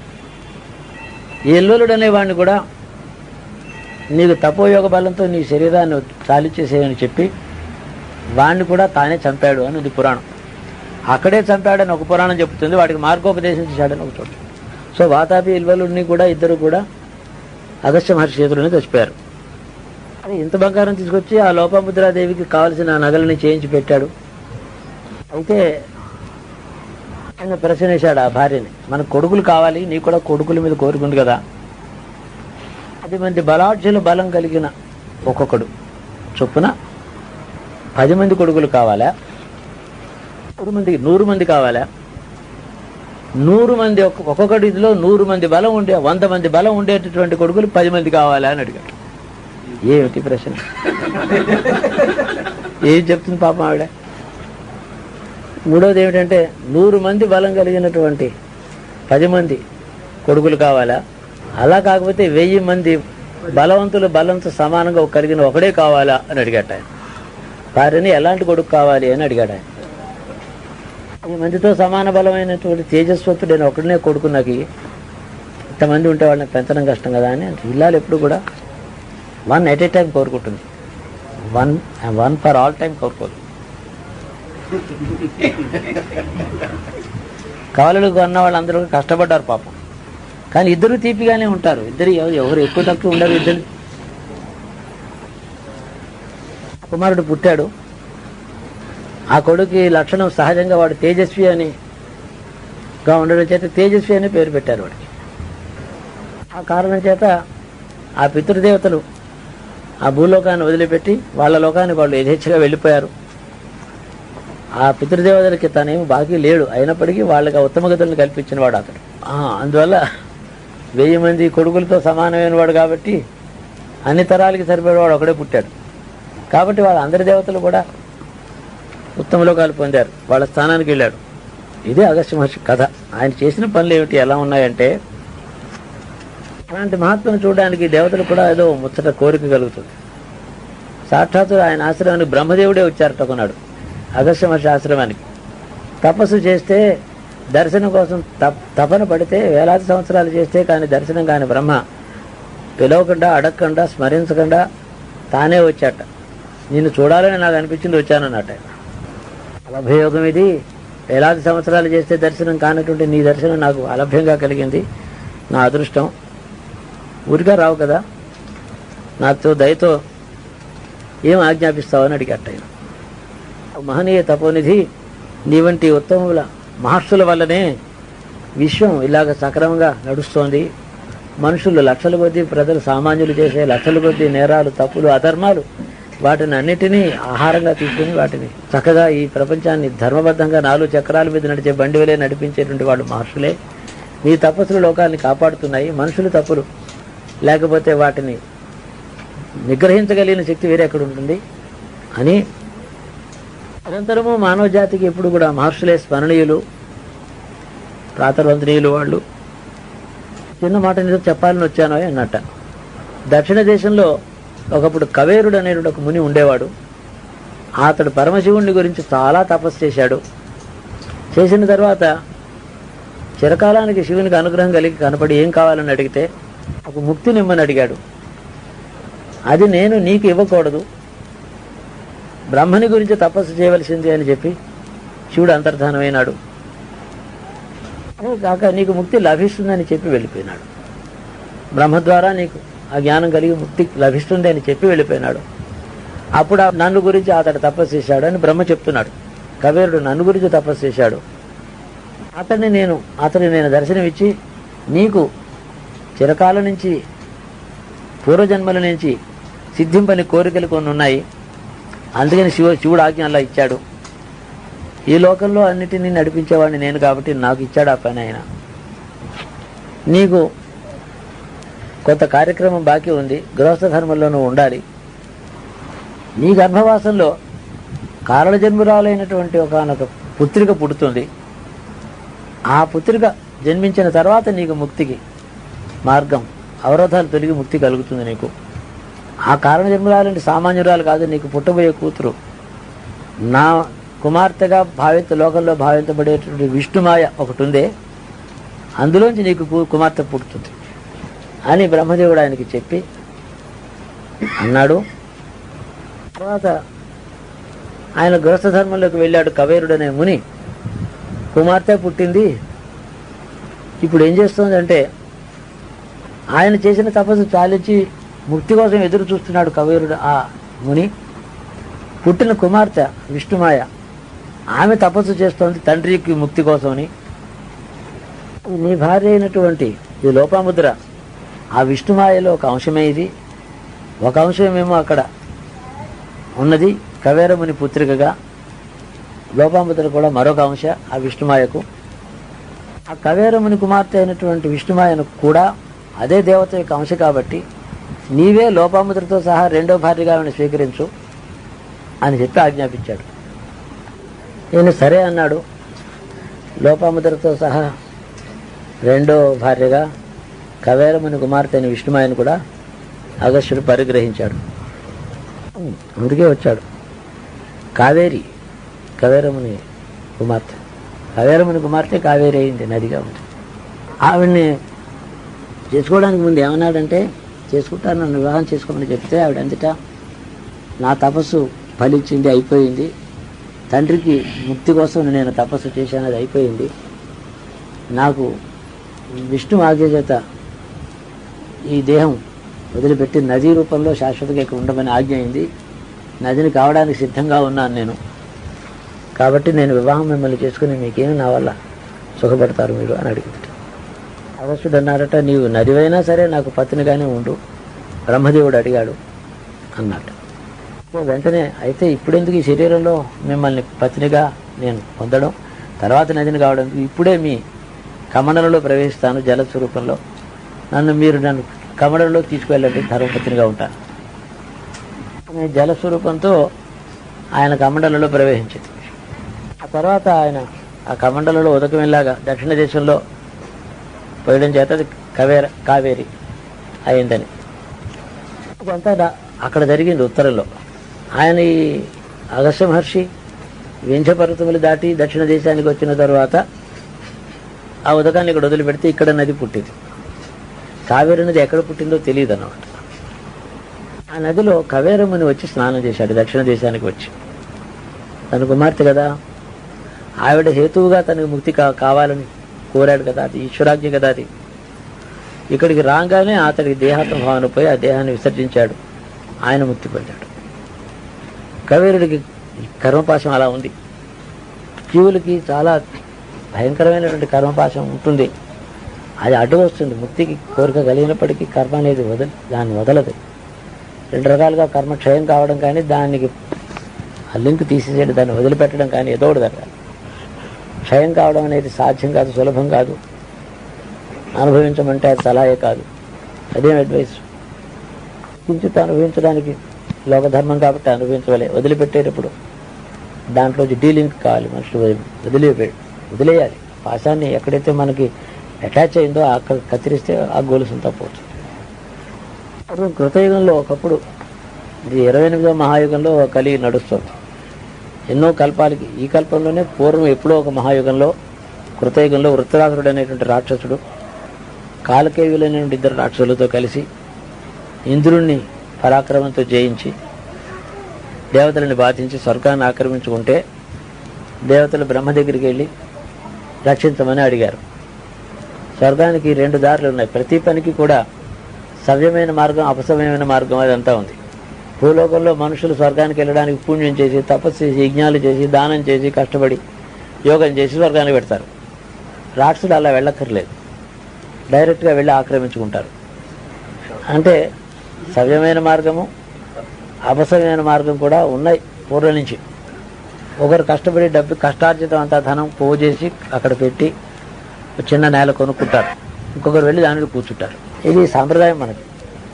అప్పుడు వృత్రాసుడిని చంపడానికి దేవేంద్రుడు శక్తి చాలకపోతే వీళ్ళని చంపే ఉపాయం చెప్పమనంటే, ఆ వృత్రుడు ఎవరి వల్ల చావడు, దధీచి మహర్షి యొక్క ఎముకలో అలాంటి బలం ఉంది. యుగ యుగాలు తపస్సు చేశాడు ఆయన తేజస్సు, ఆయన బలం అంతా ఎముకల్లో ఉన్నది. ఆయన ఎముకలు నువ్వు తీసుకుని ఆయుధంగా వాడుకునేటట్టయితే వీడు చచ్చిపోతాడని చెప్పాడు. బ్రహ్మ చెప్పాడని ఒక పురాణం, కాంత పురాణం, ఒక పురాణంలో బృహస్పతి చెప్పాడు. అసలు యాక్చువల్గా ఒక పురాణంలో అలా ఉంది విష్ణు. ఆ ఉపాయాన్ని తీసుకుని ఆయన ఏం చేశాడంటే, దధీచి మహర్షిని ప్రార్థించి, నీ వెన్నెముకలో చాలా బలం ఉందిట, దాంతో ఆయుధం చేసుకుంటాను, వృత్రాసురుడిని చంపాలి అని ఇంద్రుడు వెళ్ళి అడిగాడు. ఆయన దధీచి దాందే ఉంది, నేను దేహంలోంచి వెళ్ళిపోతాను, తీసుకోని వెళ్ళిపోయినాడు. ఆయన తన శరీరాన్ని ఇంద్రుడికి ఇచ్చాడు. ఆయన ఎముకలతో వెన్నెముకతో వజ్రాయుధం తయారు చేసుకుని ఆ వృత్రాసురుడిని చంపేశాడు. కానీ కాలకేయులు అనేటువంటి వృత్రాసురుడితో కూడా ఉండేటువంటి ఇతర రాక్షసులు సాధ్యపడ్డారు. వాడు తప్పించుకుని సముద్రంలో దాక్కున్నారు. ఆ రాక్షసులని తర్వాత ఈ అగస్త్యుడే చంపాడు. సముద్రాన్ని ఇంకించాడు కదా, తర్వాత ఇంకేశాడు కదా. సముద్రాన్ని ఆపోసన పెట్టాడని తర్వాత వస్తుండే కదా, అందుకని అది అక్కడ చిన్న కొస ఉంది దానికంత. కాలకేయాదులను చంపడానికి ఉపాయం ఇంద్రుడు ఆలోచిస్తున్నాడు. ఇలా జరుగుతూ ఉండగా వాళ్ళు చేసేటువంటి పాపమో లోకానికి చేసే అపకారం చాలా క్లైమాక్స్కి వెళ్ళింది. ఎలాగంటే కాలకేయాదులు వశిష్ఠాశ్రమానికి వచ్చి 197 మంది అక్కడ తపస్సు చేసుకునేటువంటి ఆయన శిష్యులు వాళ్ళని చంపారు. కాలకేయులు చవన మహర్షి యొక్క ఆశ్రమానికి వెళ్ళి 100 మందిని చంపారు. భరద్వాజ మహర్షి ఆశ్రమానికి వెళ్ళి 20 మందిని ఆయనకి ప్రియ శిష్యులను చంపేశారు. అవును, లేకపోతే కంటిన్యూటీ ఉండదు. అంతమందిని చంపడం చేతనే వాళ్ళు యాక్షన్ తీసుకున్నారు. అయితే అక్కడికి డిస్కంటిన్యూ అయిపోతుంది రేసే. అంత అపకారం చేస్తే కానీ వాళ్ళకి క్రోధం రాలేదు. ఇప్పుడు మళ్ళీ దేవతలందరూ వెళ్ళి విష్ణువుని ప్రార్థిస్తే, అంటే వరుణుడు అగ్ని ఇక్కడ పుట్టారంటే అక్కడ లేకుండా పోయినారని కాదు.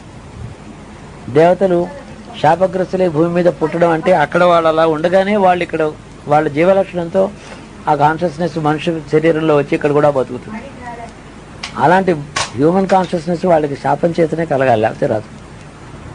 అప్పుడు వీళ్ళు వెళ్ళి ఏం చేశారంటే ఇంద్రుడితో చెప్పాడు. బ్రహ్మ దగ్గరికి వెళ్ళారు. బ్రహ్మ ఏమో విష్ణువుని అడగమన్నాడు. విష్ణువు దగ్గరికి వెళితే ఆయన అన్నాడు, అగస్త్య మహర్షి ఉన్నాడు కదా, ఆయన అడగండి, సముద్ర జలాన్ని ఆయన ఇంకింపచేసి కాలకేయుల్ని బయట పెట్టగలడు. ఆ సముద్ర జలాలు ఇంకించినప్పుడు సముద్రంలో ఉండేటటువంటి జీవకోటి చావకుండా ఆయనే కాపాడగలడు. మహత్తు కలిగిన వాడు ఆయన అని చెప్పి వెళితే అలాగ ఆయన ప్రార్థించారు దేవతలు. ఇంద్రుడు వెళ్ళి అడిగితే ఇంద్రుడికి సాధ్యం కాదన్నమాట.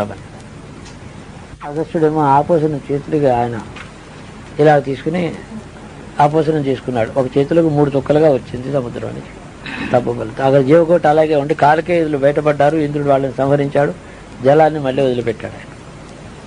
అలా ఆశ్చర్యపోయినారు 3 లోకాలలో ప్రజలు, దేవతలు. ఈ చిత్రం అక్కడ జరగలేదు, ఇంతకుముందు ఎవరు చేయలేదు. పురాణంలో ఏం చెప్పారంటే, భారతంలో అరణ్య పర్వంలో ఆ కథ ఒకలాగా ఉంటుంది, పురాణంలో ఒకలాగా ఉంటుంది. అంటే వెర్షన్స్ కొంచెం డిఫరెన్సెస్ ఉన్నాయి పురాణంలో. ఆయన సముద్రం ఇంకించి కాలకేయులు చంపగానే మళ్ళీ దేవతలు వెళ్ళి జీవకోటి చాలా ఉంది, నీ రక్షణతో వాడు ప్రాణంతో ఉంది జీవకోటి, జలాన్ని వదిలిపెట్టమంటే ఆయన అన్నట్ట, నాకు ఆ సముద్రం తీసుకోగానే ఆపోసనం చేశాను, సముద్రం మళ్ళీ మీరు వదిలిపెట్టాలని ఇవన్నీ ముందర నాకు చెప్పలేదు, జీర్ణం అయిపోయింది.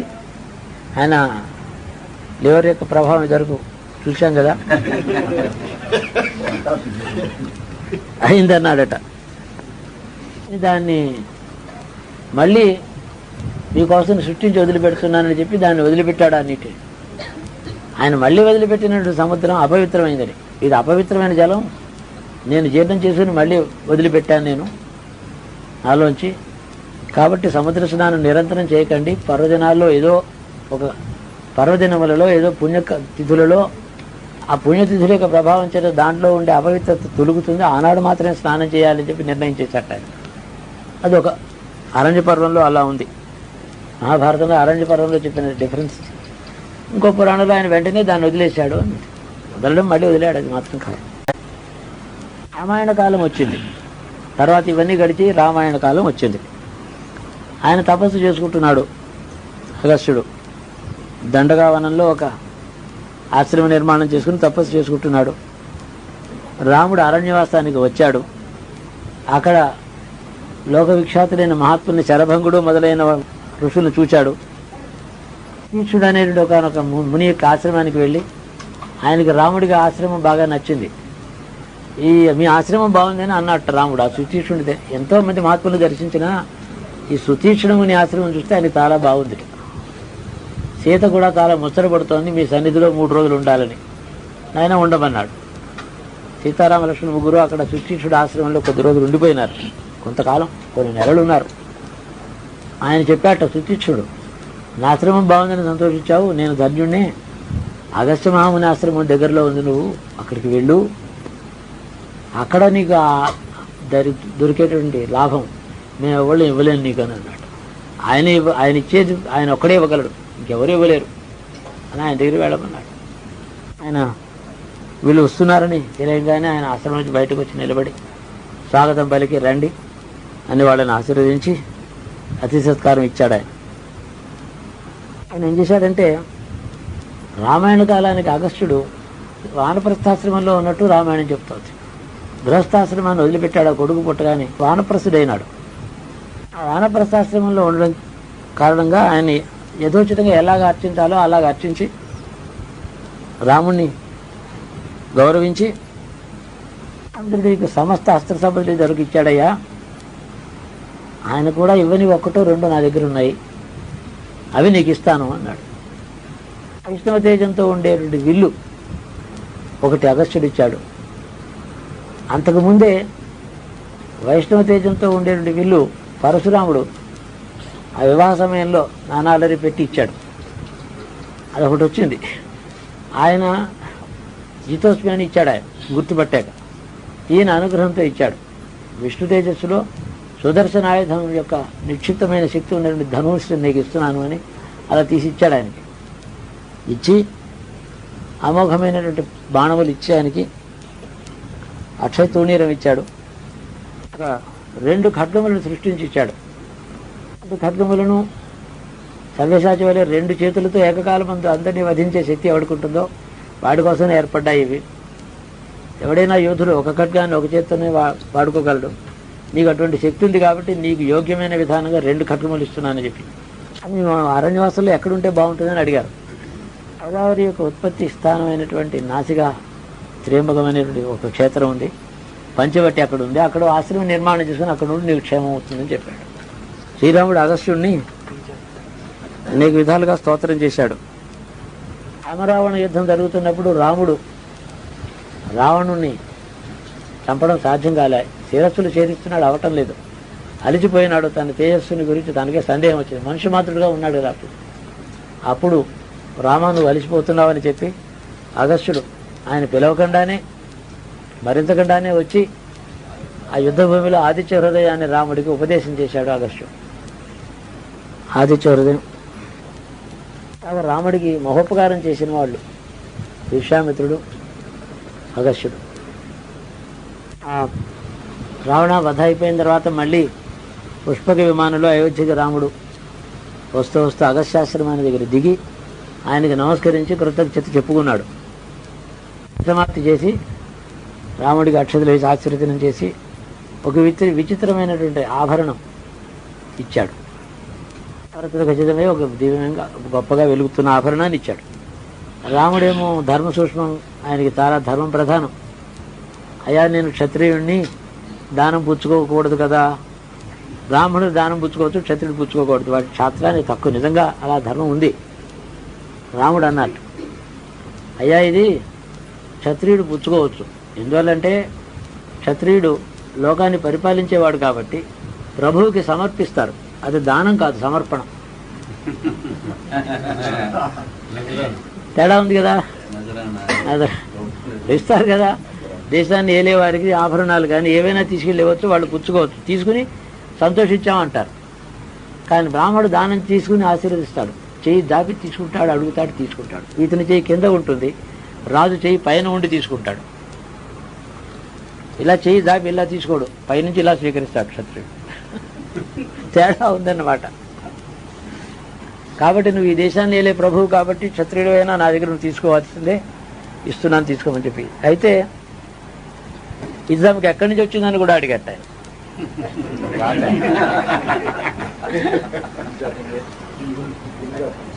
అది పూర్వం ఒక రాజర్షి ఉన్నాడు. ఒక క్షత్రియుడు మహర్షిగా తపస్సు చేసి రాజర్షి అయినాడు. శ్వేతుడు అనేవాడు. అతడు నా ఆశీర్వచనం తీసుకోవడానికి వచ్చినప్పుడు నాకు ఈ భూషణ్ నాకు ఇచ్చి వెళ్ళాడు. ఏం చేసుకుంటాను ఇది, నేను యోగ్యుడైన వాడి కోసం చూస్తే నువ్వు వచ్చావు కాబట్టి నీకు ఇచ్చాను అన్నమాట. తన తపోబలం వల్ల సృష్టించబడింది, అలాంటిదేం కాదు. నహుడు అనేటువంటి ఒక రాజు యజ్ఞాలు చేసి గొప్ప జ్ఞాని అయి పండితుడై చాలా దాన ధర్మాలన్నీ చేసి ఇంద్ర పదవికి అర్హత సంపాదించాడు. అయితే అక్కడ అది ఖాళీగా లేదు, ఇంద్రుడు ఉన్నాడు అక్కడ. ఇంద్ర పదవికి అర్హత వస్తుంది కానీ వాడు ఉంటాడు కదా అక్కడ. ఆయన లేనప్పుడు కదా వెళ్ళి ఇంద్ర పదవి సంపాదించడం. స్వరూపుడు అనేటటువంటి వేత్తను, ఒక పండితుడిని, ఒక బ్రాహ్మణుడిని, అతడిలో రాక్షస లక్షణం ఉండడం చేత ఇంద్రుడు వెళ్ళి వాడిని చంపడం చేత ఇంద్రుడికి ఆ పాపం వచ్చింది.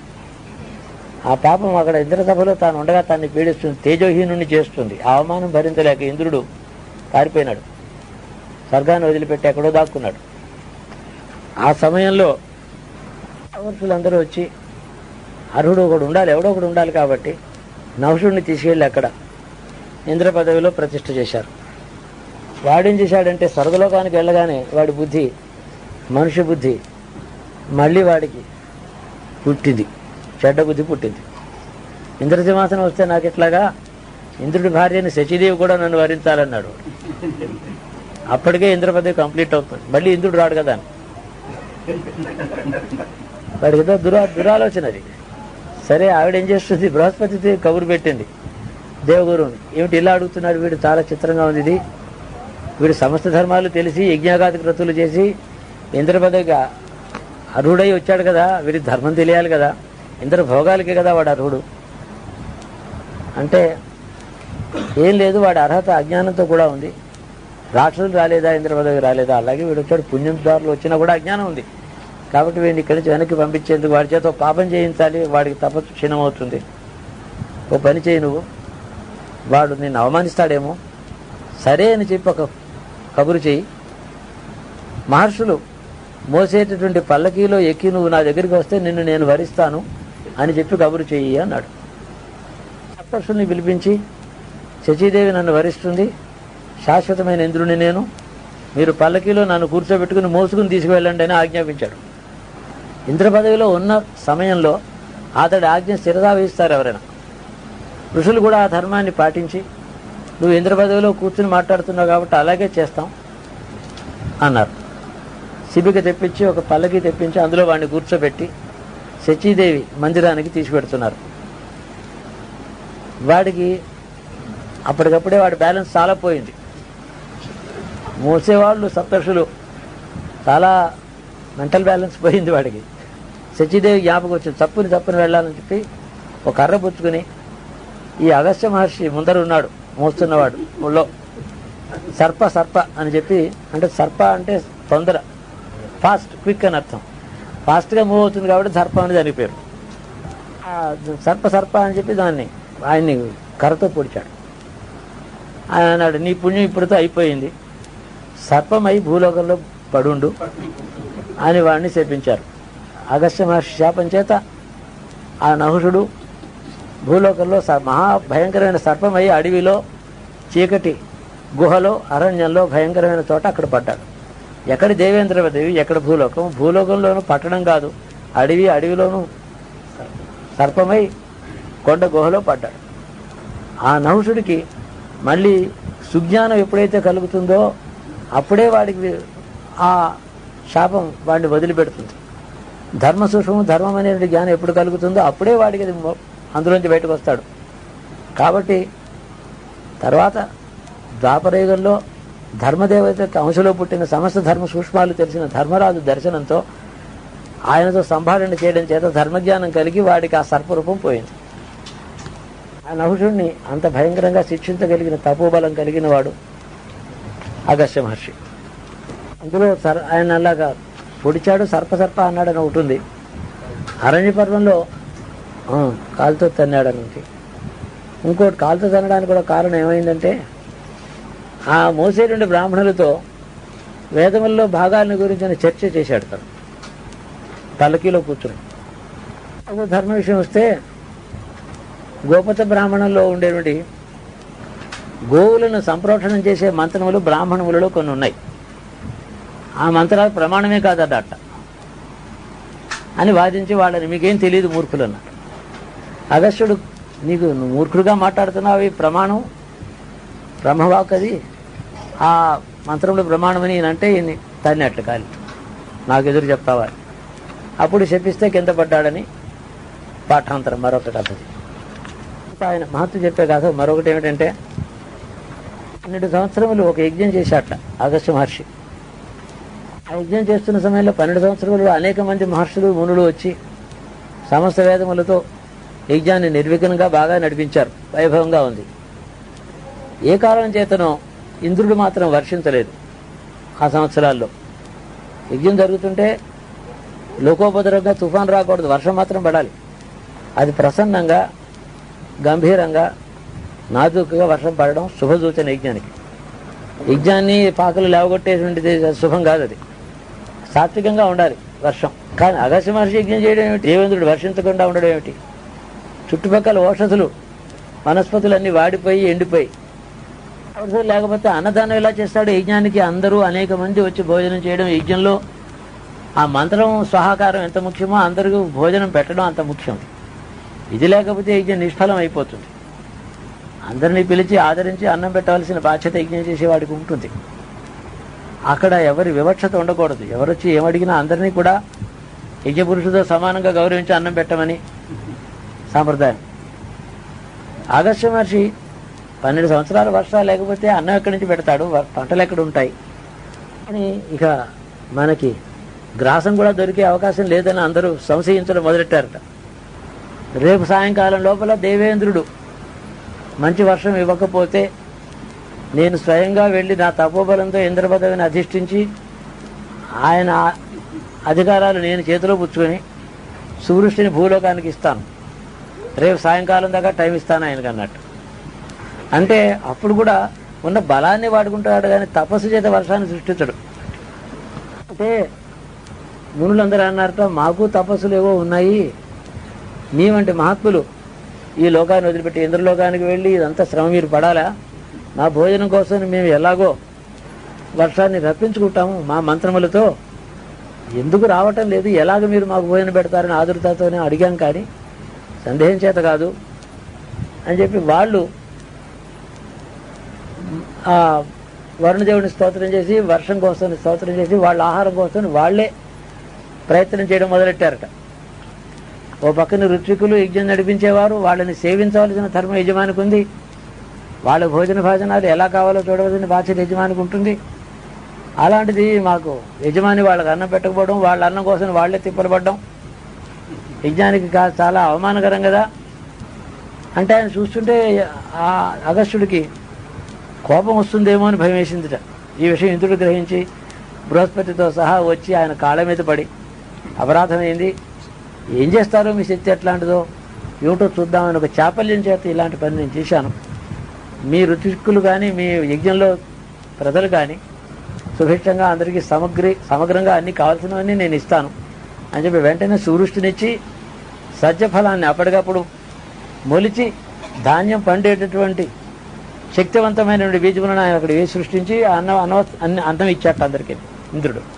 ఆయన మాటకి భయపడి అయినా అగస్త్యుడు ఏమీ క్రోధం కోపం లేకుండా ఇంద్రుడిని సన్మానించి, నీకు కూడా స్వాహాకారాలు ఇచ్చి నేను ఆరాధన చేయవలసింది కదా, నేను యజ్ఞం జరుగుతుండగా నువ్వు వస్తే నేను ఏమనగలను, నీ అపరాధం నేను లెక్క చేయను అని చెప్పి సన్మానించి అర్ఘ్యపాద్యాలు ఇచ్చి ఆ వరుణుణ్ణి ఇంద్రుడిని నమస్కరించి వాళ్ళు పంపించాడు. అంత శాంతమూర్తి అని చెప్పడానికి కథ. ఒక కథ ఏమిటంటే వింధ్యపర్వతం అపరిమితంగా పెరిగిపోవడం మొదలెట్టింది. పర్వతాలు పెరుగుతాయా అంటే ఇప్పుడు యాక్చువల్గా హిమాలయస్ పెరుగుతున్నాయనే సైంటిస్ట్ చెప్తున్నారు. హిమాలయ పర్వతాలు హైట్స్ పెరుగుతున్నాయి అని ఒక సిద్ధాంతం ఉంది. దానికి జియోలాజికల్ రీజన్స్ చాలా ఉన్నాయి. అలా పర్వతాలు పెరుగుతాయి. కింద ఉండే 2 ప్లేట్స్ హోదాన్ని కొట్టి క్లాష్ అయ్యి అది స్క్వీజ్ అయినప్పుడు ఇంకా పెరుగుతాయి పర్వతాలు. జరుగుతుంది అలా. ఆనాడు వింధ్య పర్వతాలు అలా పెరిగాయట. దానికి ఒక చమత్కారాన్ని కథ చెప్తుంది. ఏమిటంటే ఏదో మేరు పర్వతం చుట్టూ తిరుగుతున్నాడు సూర్యుడు, నా చుట్టూ ఎందుకు తిరగటం లేదని ఈ పర్వతానికి కోపం వచ్చి పెరిగింది అని ఇది బయటికి కథ. మొత్తాన్ని పర్వతం పెరుగుతుంటే ఆయన అగస్త్యుడి దగ్గరికి వెళ్ళారట. అది పెరుగుతోంది, భారతదేశం దక్షిణాపథానికి ఉత్తర దేశానికి సంబంధం లేకుండా గోడ అయిపోతుంది, ఇది ఆకాశంలా పెరుగుతోంది అంటే అగస్త్యుడు ఆ పర్వతం దాటి దక్షిణానికి వెడుతూ వింధ్య పర్వతాన్ని ఆదేశించాడు, నేను మళ్ళీ వెనక్కి వచ్చేదాకా నువ్వు పెరగకుండా ఇలాగే తగ్గి ఉండు అని. ఆయన మళ్ళీ ఎప్పుడు ఉత్తరానికి వెళ్ళలేదు, ఇక్కడ ఉండిపోయినాడు. కాబట్టి అది పెరగడం మానేసింది అని ఆయన మహత్తుగా ఒక కథగా చెప్తారు. శ్రీనాథుడు కాశీఖండం అనే ఒక గ్రంథం రాశాడు. ఈ అగస్త్య మహర్షిని గురించి ఒక పద్యం రాశాడు ఆయన. పంచాక్షరీ మంత్ర పారాయణమునకు ఎవ్వాని మానసంబు 7 గడయు. నిరంతరము పంచాక్షరీ మంత్రం ఆయన మనసులో అలా ఉంటుంది, అదే అక్కడే పెరుగుతూ ఉంటుంది. ఆ మంత్రం ఆయన మనసులో నేలలో వృక్షం పెరిగినట్టు అలా ఉంటుంది అక్కడ. దర్పోద్ధతులకు కసరి యవ్వాని కంఠ హుంకార రసము కొండ చిలువల కులములో కూల్చే నహుషు. కంఠంతో అని గట్టిగా హుంకరించేటప్పటికీ నహుడు ఇంద్ర పదవిలో ఉన్నవాడు సర్పజాతిలో ఓడైపోయాడు. అట్టి పరమ మహాతేజు అలకుతేజు వెదకి రానందవనములో విభుధమునులు. అట్టి పరమ మహా అలకుతేజు వెదకిరి ఆనందవనములో విభుధమునులు అని కాశీఖండంలో రాశాడు. ఆనందవనం అంటే కాశీ. కాశీలో మునులు ఈయన ఎక్కడో ఉండాలని చెప్పి వెతుక్కుంటూ వచ్చారట. అగస్త్య మహర్షి వెతుక్కుంటూ వచ్చి ఆయన ఆశ్రమానికి చేరారు. మొత్తానికి అక్కడ అనేక జంతువులు కూడా వాటికి సహజమైన వైరాన్ని మర్చిపోయి భవ్యంగా దివ్యంగా ఆడుకుంటున్నాయి అక్కడ. ఏనుగు తన తొండంతో సింహ పిల్లలను లాలించి ఆడిస్తోందట. ఇలా పట్టుకుని ఎగరేసి మళ్ళీ దాంతో ఆడిస్తుంది. ఈ ప్రకారంగా ఉన్నటువంటి ఆశ్రమాన్ని చూచారు. తర్వాత దేవతలు కూడా అక్కడికి వచ్చారు, మునులు వచ్చారు. కాశీలో ఆయన ఆశ్రమాన్ని చూసి దర్శించి మా జన్మ పావనమైందని వాళ్ళు అన్నారట. ఆయన శివధ్యానంలో ఉండి శివస్తోత్రం చేస్తున్నట్ట. ఆయన ఆ శివస్తోత్రం ఏమో దేవతలు విన్నారు. వాళ్ళు దానివల్ల శాంతిని పొందారని ఇవన్నీ ఆయన గురించి చెప్పారు. ఎందుకు వచ్చారని చెప్పి అడిగారట. దేవతలందరూ నా కోసం ఎందుకు రావాలి, ఎందుకు వెతుక్కుంటూ వచ్చారని అగస్త్యుడు అడిగితే బృహస్పతి దేవగురు ఇలా చెప్పాట, ఓ మహర్షి, నీవు ప్రణవమే, ఓంకారమే నీవు. ఈ లోపాముద్రాదేవి వేద రాశి కాబట్టి నీవు భర్తవు, ఆమె నీ పత్ని. ఈ లోకంలో తపస్సువే నీవు. నువ్వు చేయడం తపస్సు చేస్తున్నావని కాదు, నీవే తపస్సు. తపస్సు వల్ల కలిగే శాంతి ఏదో అదిగో ఈ లోపాముద్రే శాంతి. ఈ లోపాముద్ర పుణ్యరాశి, సత్క్రియ, తత్ఫలమే నీవు. నువ్వు సూర్యుడవు, ఈవిడ ఆ తేజస్వరూపిణైన చైతన్య లక్ష్మి ఈవిడ.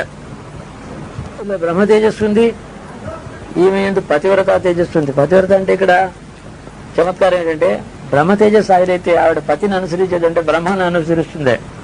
అంటే బ్రహ్మజ్ఞాని జ్ఞానస్వరూపిణి అన్నర్థం. పతి బ్రహ్మ వస్తువు అయితే దాన్ని అనుసరించే పతివ్రత బ్రహ్మజ్ఞానే అని దేవతలు ఉద్దేశారు చమత్కారంలో. ఇద్దరు ఒకమాట మీ ఇద్దరిని దర్శనం చేయడం చేత మార్గము గమ్యము, సత్క్రియ దాని ఫలము, సూర్యుడు దాని తేజస్సు, ప్రణవములోంచి పుట్టిన వేదరాశి ప్రణవము రెండు కూడా ఒక కాలము మాకు దర్శనం అయింది, మేము ధన్యులైనా అని చెప్పి బృహస్పతి అన్నట్ట. అంటే అప్పుడు ఈ వెంచ పర్వతం యొక్క చరిత్ర అప్పుడు వాళ్ళు చెప్పారు. భూమి చాలా భయంకరమైన స్థితిలో ఉంది, జీవకోటి బతికే ఆస్కారం కనపట్టలేదు, వింజపర్వతం పెరిగిపోతోంది, ఏదో ఒక పెద్ద భయంకరమైన ఆపద రానున్నది జీవకోటికి, దానిని నిగ్రహించి భూమిని క్షేమకరం చేయవలసింది అని అడిగారట. అప్పుడు ఆ పని చేశాడు. దక్షిణ దేశానికి అగస్త్యుడు వచ్చిన తర్వాత కాశీని వదిలిపెట్టడం చేత వచ్చిన దుఃఖం ఆయన పట్టుకుందిట. ఇంటూ ఆయన కూడా ఒక కాశీ పట్టణం మీద అంతా లోకం అంతా అయిందే కదా. కావాలంటే కాశీ వియోగం సహించలేక బాధపడుతుంటే గోదావరి తీరానికి వచ్చి ఆంధ్రదేశానికి వచ్చాట. ఆయన వచ్చి పంపా సరస్సావన్నీ దండకారణ్యం దాటుకుంటూ అలా వచ్చాడు. అక్కడ గోదావరి తీరంలో ఉండే భీమేశ్వరం అనే ఒక క్షేత్రానికి వచ్చాట. దక్షిణారామమైనటువంటి భీమేశ్వరుడు ఇప్పుడు అక్కడ ఉన్నాడే, భీమేశ్వరం అనేది కాకినాడకి దగ్గర ద్రాక్షారం అని భీమేశ్వరం. అక్కడ ఆ కాశీ విశ్వేశ్వరుడు నేను ఇక్కడే ఉంటాను, ఇక్కడ ఉండమని, ఇది దక్షిణ కాశీ, నీకు కాశీ వదిలిపెట్టిన దుఃఖం నీకు లేకుండా నేను ఇక్కడ ఉంటాను, నువ్వు దక్షిణంలో ఉండదలుచుకున్నావు కాబట్టి నా చుట్టూనే ఇక్కడ పరిభ్రమిస్తూ ఇది దక్షిణ దేశానికి తిరుగుతూ ఉండమని చెప్పి ఆయన ఆనతి ఇచ్చి ఆయనకి శాంతిని కలుగజేశాడు. భీమేశ్వరం క్షేత్రం పేరు దక్షిణ కాశీ. యథార్థంగా పురాణంలో చెప్పిన దక్షిణ కాశీ.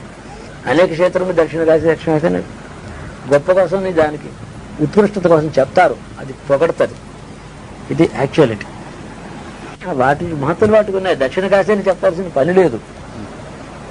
ఇది యాక్చువల్గా దక్షిణ కాశీ. అన్ని స్తోత్రం చేత అనబడే మాటలు. అన్ని అనేక 100 క్షేత్రాలు ఈ దక్షిణ కాశీ అంటూ ఉంటారు. ఏదైనా సరే కాశీతో సమానం అని చెప్పడం చేత దాన్ని గౌరవించినట్టు మన అలవాటు. కాదు, పంచారామాల్లో ఉంది.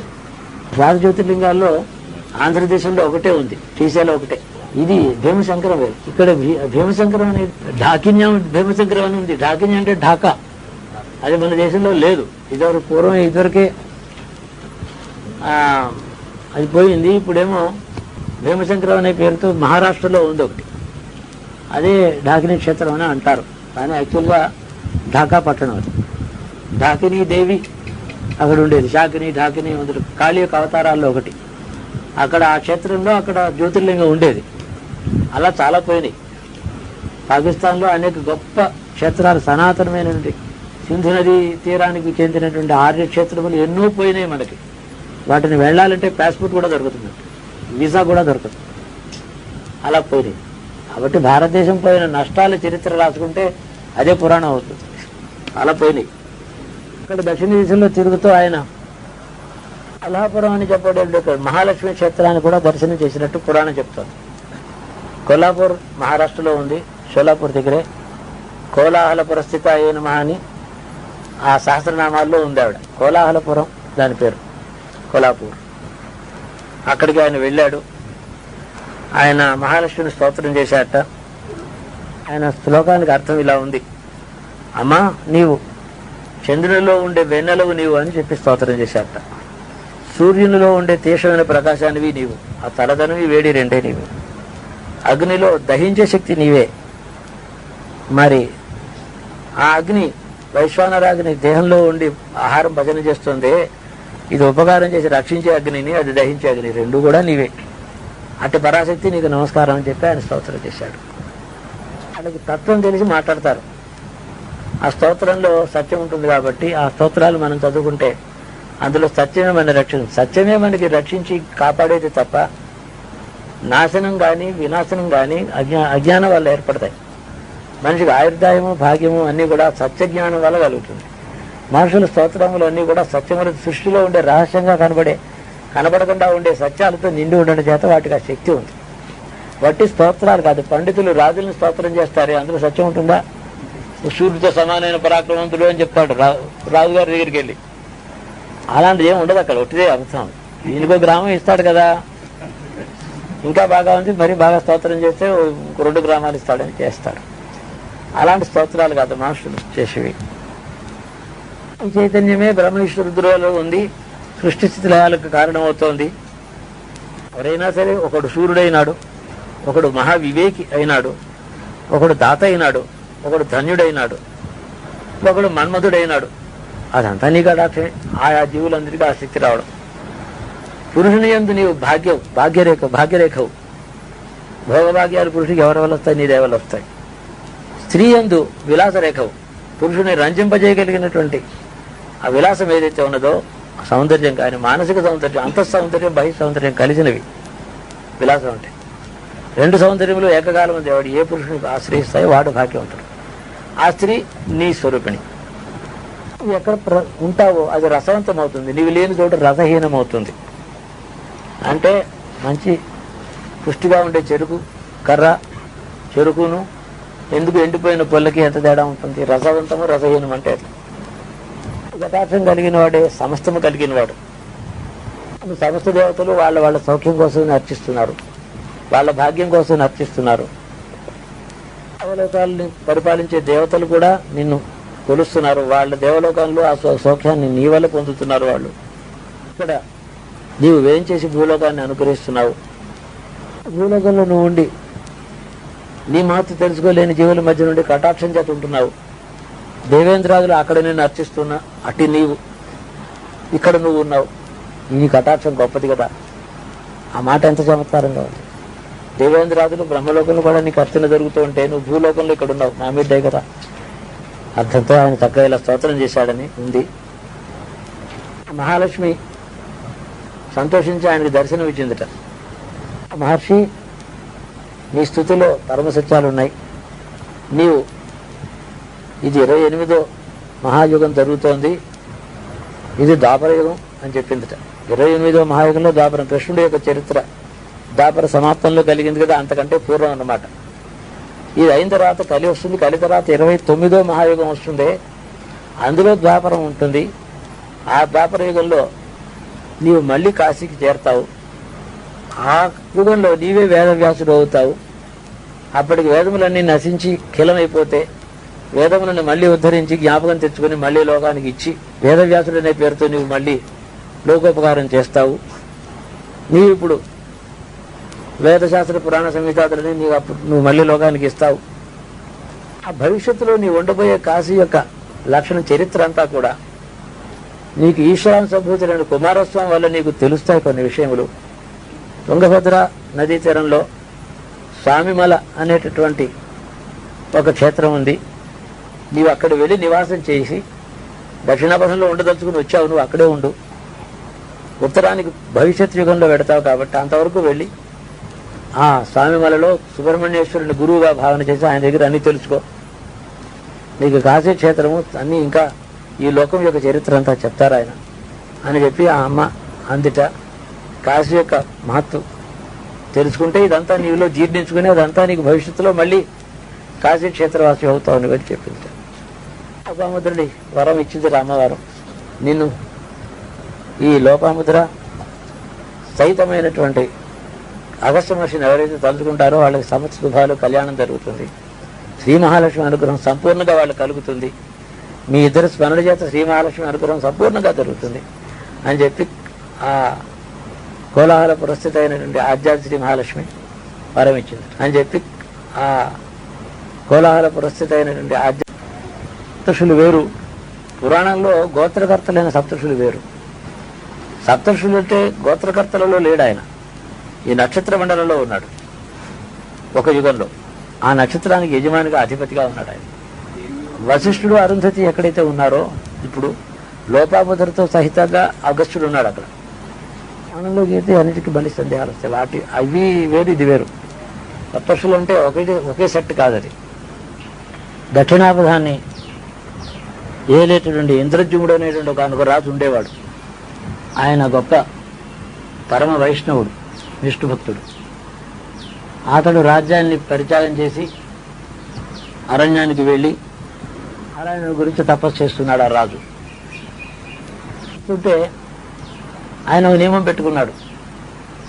నేను దేహాత్మ భావనని వదిలిపెట్టి తురీయావస్థలో ఎవరొచ్చినా నిన్ను కన్ను తెరిచి చూడక నా లోపల చైతన్యాన్ని విష్ణువే వచ్చి నన్ను కనపడినాడు తప్ప నేను కళ్ళు తెరిచి చూడను, ఏ విషయాన్ని గమనించను అని తీవ్రమైన ఇచ్ఛతో ఏకాగ్రతతో నారాయణ తపస్సు భావనతో ఆయన ఒంటి కాలు మీద నుంచుని ఆ శైలాగ్రం మీద కొండ శిఖరం మీద వెళ్ళి తపస్సు చేయడం మొదలెట్టాడు ఆ రాజు. అలాగే చాలా కాలం ఇంద్రజిముడు తపస్సు చేశాడు. దక్షిణాపథంలో సంచరిస్తున్నటువంటి ఈ అగస్త్య మహర్షి అక్కడికి వెళ్ళి ఇతడు ఇంత తపస్సు చేస్తున్నాడు కదా చూద్దామని ఎదురుగుండా వెళ్ళాడు.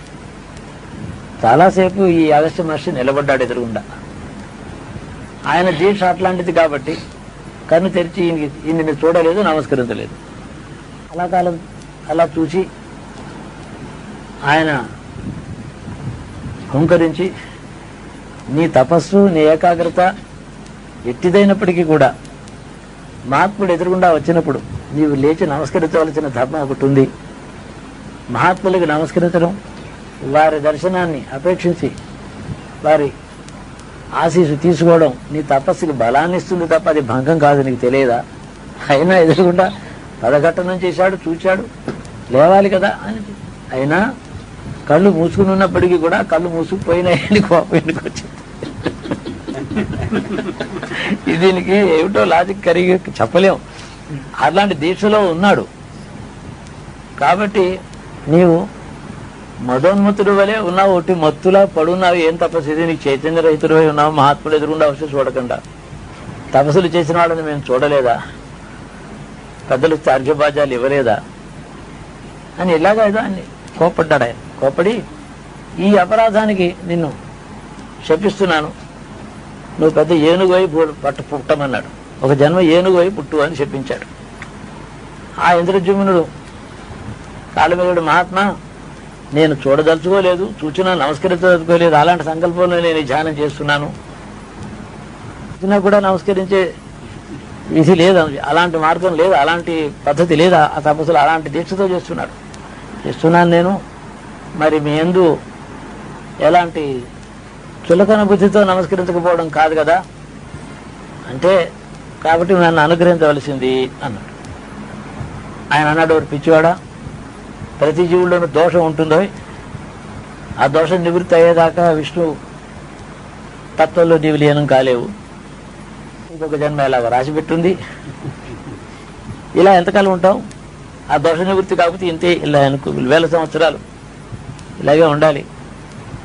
నీకు ఒక జన్మ విధించి ఆ దోషాన్ని నివారణ చేసి నిన్ను పరిశుద్ధిని చేసి విష్ణు పదానికి పంపించాలనే ఉద్దేశంతో నేను వచ్చాను. ఒక అపరాధం నీవు నాకు చేయకపోతే నేను ఈ జన్మలోంచి పశు జన్మ నిన్ను ఎక్కడి నుంచి ఎలాగా ఇంకొక జన్మ నీకు ఇస్తాను నేను. కాబట్టి నీవు గజేంద్రుడి వై పుట్టు, ఏనుగులకు రాజువై పుట్టు, ఇంద్రజుమ్నుడి పేరుతో ఉన్నావు కదా అని శపించాడు. నీకోసం చెప్పించాను, నా కోసం నువ్వు నన్ను నమస్కరించకపోతే నాకేం నష్టం? నిమిత్త మాత్రంగా ఇప్పుడు నీ చేత ఆచరించబడినటువంటి ఈ అపరాధం నీకు పునర్జన్మ హేతు అగునుగాక, తద్వారా నీ దోష నివృత్తి తగునుగాక. సాక్షాత్ అప్పుడు విష్ణు దర్శనం నీకు కలుగుతుంది. అతడి చేతిలోనే అతడిలో లయం అవుతావు. నిన్ను తీసుకుంటాడు ఆయన వచ్చి. ఆయన ఆ శాపం చేత, వాడు పూర్వపుణ్యం చేత గజేంద్రుడై పుట్టాడు. గజేంద్ర మోక్షం చరిత్ర భాగవతంలోకి వచ్చాం మళ్ళీని. వరమే, మళ్ళీ మా బాబు భాగవతంలోకి వచ్చేసాం. అతడు కృతార్థుండయ్యాను నేను మహాత్మా మీ దర్శనం చేత. లేకపోతే ఏమంటే ఈ తపస్సులు ఎలాంటివంటే ఎన్ని జన్మలు ఎన్ని వేల సంవత్సరములు తపస్సు చేసినా ఎందుకు అలా అవుతుంది? దానికి ముగింపు లేదా? ఈశ్వరుడు ప్రత్యక్షం కావాలి కదా. అంటే తపస్సులు ముక్తి కొరకై ఆచరించబడేటువంటి తపస్సు, ఈశ్వరుల్లో లయం చెందుదామనేటువంటి కోరికతో చేసే తపస్సు, దానికి అవరోధంగా ఏదో ఒక చిన్న కర్మశేషం మిగిలి ఉంటుంది. ఆ కర్మశేషం అది నివారణ అయ్యే వరకు కూడా అలాగే వేలాది సంవత్సరములు ఉన్నారు. తపస్సు అనగా ఆత్మదర్శనం అని వేదాంత చెప్తాడే, ఈశ్వర దర్శనం అని భక్తుడు చెప్తున్నాడే. అలాంటిదేదో అయిన తర్వాత కూడా ఆ జీవత్వం అతన్ని వదలక ఆ కర్మశేషం అనుభవింపజేస్తుంది. ధ్రువుడి చరిత్ర అంతే. విష్ణు దర్శనమే అయింది, ముక్తిని అడిగాడు, ఇచ్చాడా? 26,000 సంవత్సరాలు ఇంకా టైం ఉందన్నాడు. మరి మిగిలిన వాళ్ళకి ఏమవుతుంది? లౌకికమైన కోరికలతో చేసే తపస్సుతో వాడి తపస్సును అనవసరంగా ఎక్కువగా పెరగనీయక ముందే ప్రత్యక్షమై వాడికి ఆ భౌతికమైన కోరికను ఇచ్చేసి వాడిని అంతటితో తపస్సులోంచి బయటికి లాగి మామూలు మనుషుల్లో పడేస్తుంది దైవం. ఆత్మజ్ఞానం కొరకు చేసే తపస్సు అనంతంగా సాగుతూనే ఉండొచ్చు. తపస్సు అలాగా అనేక మంది ఈ కాలంలో, ఈ శతాబ్దంలో కూడా 50 ఏళ్ళు అక్కడ తపస్సులో కూర్చున్నాడు లంబికా యోగంతో ఒక యోగి. ఏమైంది చివరికి? అతడు కోరుకున్నదేమో ఆత్మదర్శనం తనకు కలగాలని చూద్దామని కూర్చున్నాడు. లంబికా యోగం వల్ల జరిగేది ఏమిటంటే దేహము అది తన మామూలు పరిస్థితుల్లో ఏదైతే అన్నము, వస్త్రము, నిద్ర ఇవి తీసుకుంటుందో వాటి కొరకై సంపాదన, తినడం, ఆకలి, దప్పిక, నిద్ర ఇవన్నీ ఆ అవస్థలన్నీ దూరం అయిపోయి తాను నిశ్చితగా వ్యక్తి మాత్రం అక్కడ ఉండిపోతాడు. ఆకలి లేదు, నిద్ర లేదు, మనుషులు ఈ సృష్టిలో ఏది తను ఆకర్షించదు, వైరాగ్య ప్రవృత్తి ఉంది, అంతర్ముఖత్వం ఇస్తుంది, అవన్నీ ఏర్పడతాయి. అయినా కూడా ఆత్మదర్శనం అది కాలాంతరం ఉంది, ఎప్పుడో ఈశ్వరానుగ్రహం చేత జరగవలసిందే తప్ప ఈ తపస్సు ఏమిటంటే ఆ ఆత్మదర్శనం కోసం వేచి ఉండడమే తప్ప తాను వెళ్లి ప్రయాణం ముగించి సంపాదించుకోవడం అనేది లేదు. ఆ ప్రయాణానికి అంతు లేదు, దానంతటది లభించవలసిందే. ఆ కారణం చేతనే అరణ్యములలో ఏ పురాణంలో చూసినప్పటికీ భారతంలో, రామాయణంలో అనేక మంది వేలాది సంవత్సరాల నుంచి తపస్సు చేస్తున్నారు అంటారు. వేల సంవత్సరాలు తపస్సు చేయడం ఏమిటండి? వీళ్ళకి అవటం లేదు ఆ పని. అంతే అలాగ తపస్సులు చేసేవాళ్ళు కూడా రాక్షసులు వాతపడి సంహరించబడ్డారు. ఏమిటది కారణం? రాక్షసుల చేతిలో సంహరించబడడం ఏమిటి? తపస్సులు చేసుకునేవాళ్ళు తపస్సు వాళ్ళని రక్షించలేదా? వాళ్ళు కోరే ముక్తి ఏదైతే ఉన్నదో దానికి ఏ కర్మ అడ్డు వస్తుందో ఆ కర్మానుభవం వాళ్ళకి రావలసిందే. ముక్తికి అడ్డు వచ్చేటటువంటిది కర్మఫలము, సంస్కారము, మనుష్యుల్లో మనుష్యత్వం, ఇంకా ఈ ప్రపంచ వాసన, ఇదంతా నిశ్శేషంగా దానంతటది పోదు. ఏదో ఒక సంఘటన, ఒక అనుభవం, ఒక జన్మ అది అయితేనే అవుతుంది. ఎవరి అదృష్టం పండుతుందో వాడికి ఆ తపస్సు అక్కడితో భంగమయ్యి ఆ కర్మశేషానికి దాన్ని ఖర్చు పెట్టడానికి ఏ సంఘటన కావాలనో ఆ సంఘటన వెంటనే జరిగి అతడు ముక్తిని పొందుతాడు. ఉంటాడు, అలాగే ఉంటాడు వేల సంవత్సరాలు. అంటే ఆ తపస్సుకి భంగం కలగడమే వాడు అదృష్టం. లేకపోతే శిలామయంగా కూర్చుని ఉంటాడే తప్ప వాడికి ఎందుకు వేలాది సంవత్సరాలు తపస్సులో ఉన్నారు అంటే సమాధానం తపస్సుకి ఫలం ఉత్తర జన్మలో నారాయణుడి చేత నీవు విముక్తుడివై, ఆ గజ శరీరం నుంచి నీవు విముక్తుడివై, అతని అనుగ్రహానికి పాత్రుడివై నీవు ఈశ్వరుని చేరుతావు నువ్వు అని ఆయన మార్గం చూపించి వెళ్ళిపోయినాడు. ఆయన ఇతని చరిత్ర భారతంలో కూడా మరో చోట అరణ్య పర్వంలో అగస్త్యుడు చేసిన మరొక పనిని గురించి ఉంది. ఈతడు యమునా తీరంలో ఊర్ధభావుడై ఇలా తల చేతులు రెండు ఇలా పైకి పెట్టుకుని అగస్త్య మహర్షి తపస్సు చేస్తున్నట్ట. ఆ సమయంలో గంధర్వరాజు అయినటువంటి కుబేరుడు తన మిత్రుడైన మణిమంతుడు అనేవాడితో కలిసి ఆకాశగమనంలో వాడు విమానంలో వెడుతుంటే ఆ మణిమంతుడు కుబేరుడు మిత్రుడు నిష్ఠ నుంచి అంటే ఉమ్మేశాడు తాంబూలం. అది ఈయన మీద పడింది. అనుకుంటే పడదు, అది అనుకుంటే మాత్రం పడదు. ఎందుకు సన్నగా ఉంటాయి, అంత వెడల్పు ఈ కిటికీ కమ్ములు ఉన్నాయి. ఒక చిన్న ఇంత కంది కింద ఆదలు పారేదంటే దానికి తగిలి వెనకొస్తుంది. దాన్ని కొట్టడానికి ప్రయత్నం చేయండి, మన తరం కాదు.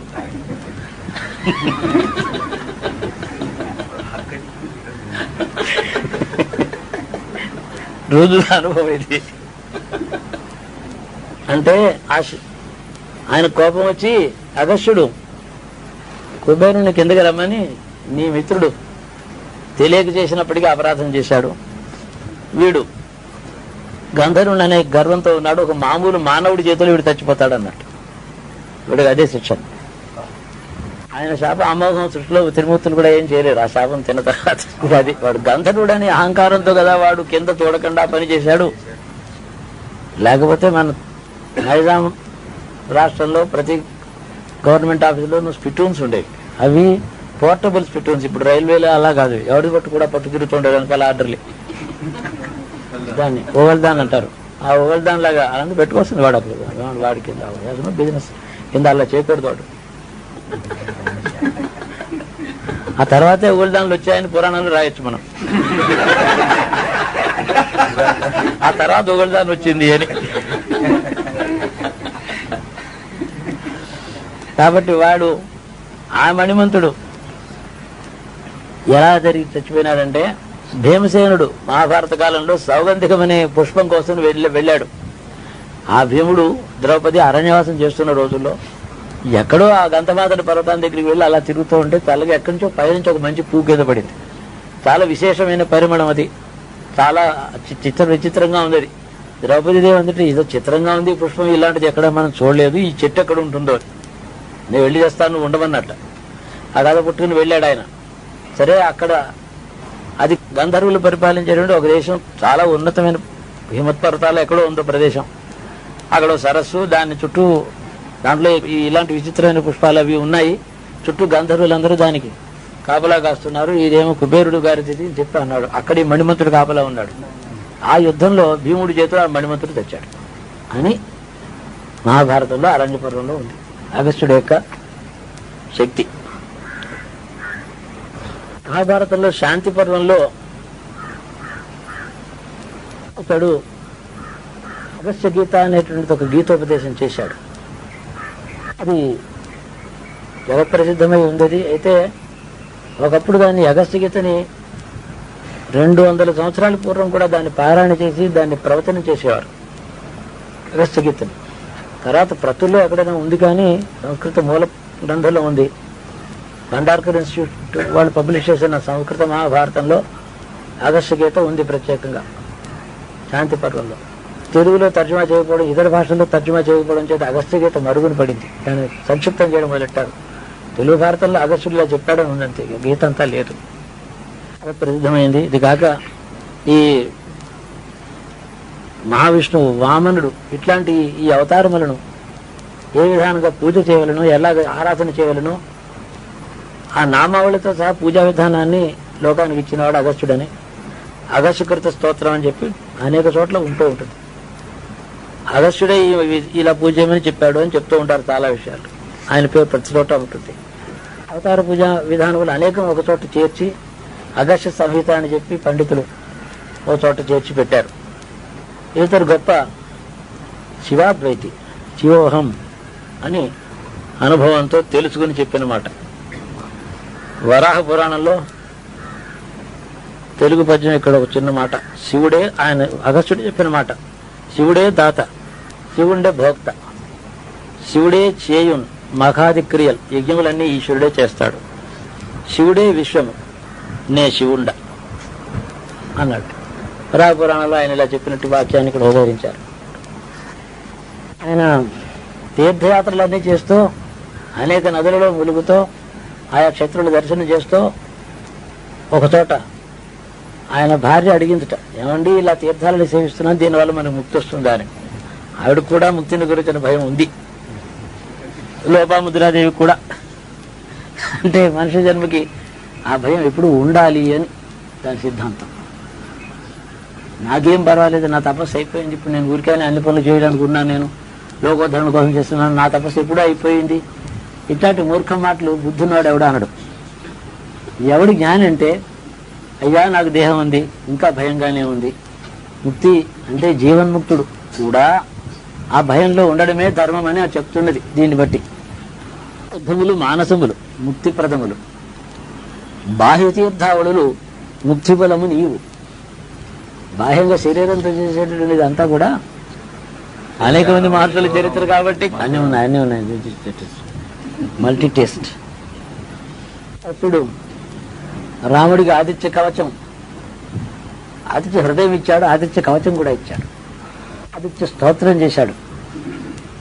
ఇవన్నీ ఎందుకు చేస్తారో ఆయనకు అవసరమని కాదు, మనకి ప్రసాదించాలి. ఒక స్తోత్రము, ఒక మార్గము చూపించాలి కదా. లోకానుగ్రహం చేత ఈ స్తోత్రములు ఇవన్నీ మహర్షులు రాసి మనకి ఇచ్చారు, ఇవి చదువుకోమని కష్టం ఉన్నప్పుడు. అప్పుడు మాకు ఆదిత్య కవచం మాట చదువుకుంటే పాపం లేదు కదా, ఒక మాట చదువు. వరకు ఈ మబ్బుల దాంట్లో అది అయిపోవస్తుంది just 3 or 4 minutes just before suddenly అక్కడ అంత మటుకు మబ్బులు పక్కకు వచ్చేసాయి, ప్రకాశించాడు, పైన క్లియర్ గా ప్రకాశించాడు. ఆ 3 minutes వరకే కనిపించాడు. అది అయిపోయిన 1 minute తర్వాత మంటనం చూస్తే నేను మీరు కూడా పైన చూపించారు. కరెక్ట్ గా 3 నిమిషాలు ముందు జస్ట్ బిఫోర్ క్లోజింగ్ చెన్నస్తపతి సూర్య, నా కొరకై మంగళప్రదంగా సూర్యుడు ప్రకాశించునుగాక.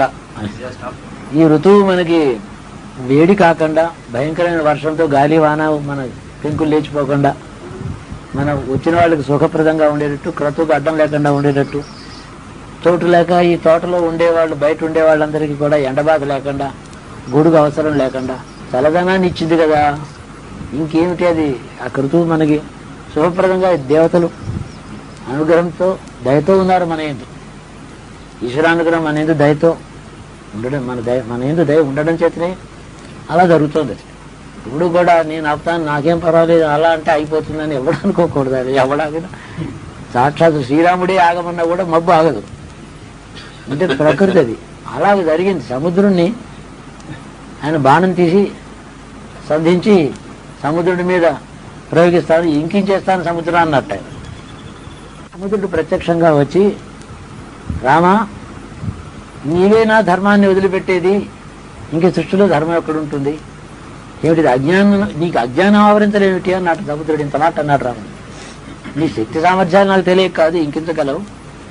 సముద్రం నిరంతరంగా ఈ అలలతో భయంకరంగా గంభీరంగా ఇలా ఉండడం, అందులో ఎంత బరువైన వస్తువునా, ఎంత పెద్ద వస్తువైనా అందులో గుట్టుకుని నేను మింగేయడం, కనపడకుండా నా గర్భంలో దాచుకోవడం, మురిగిపోవడం.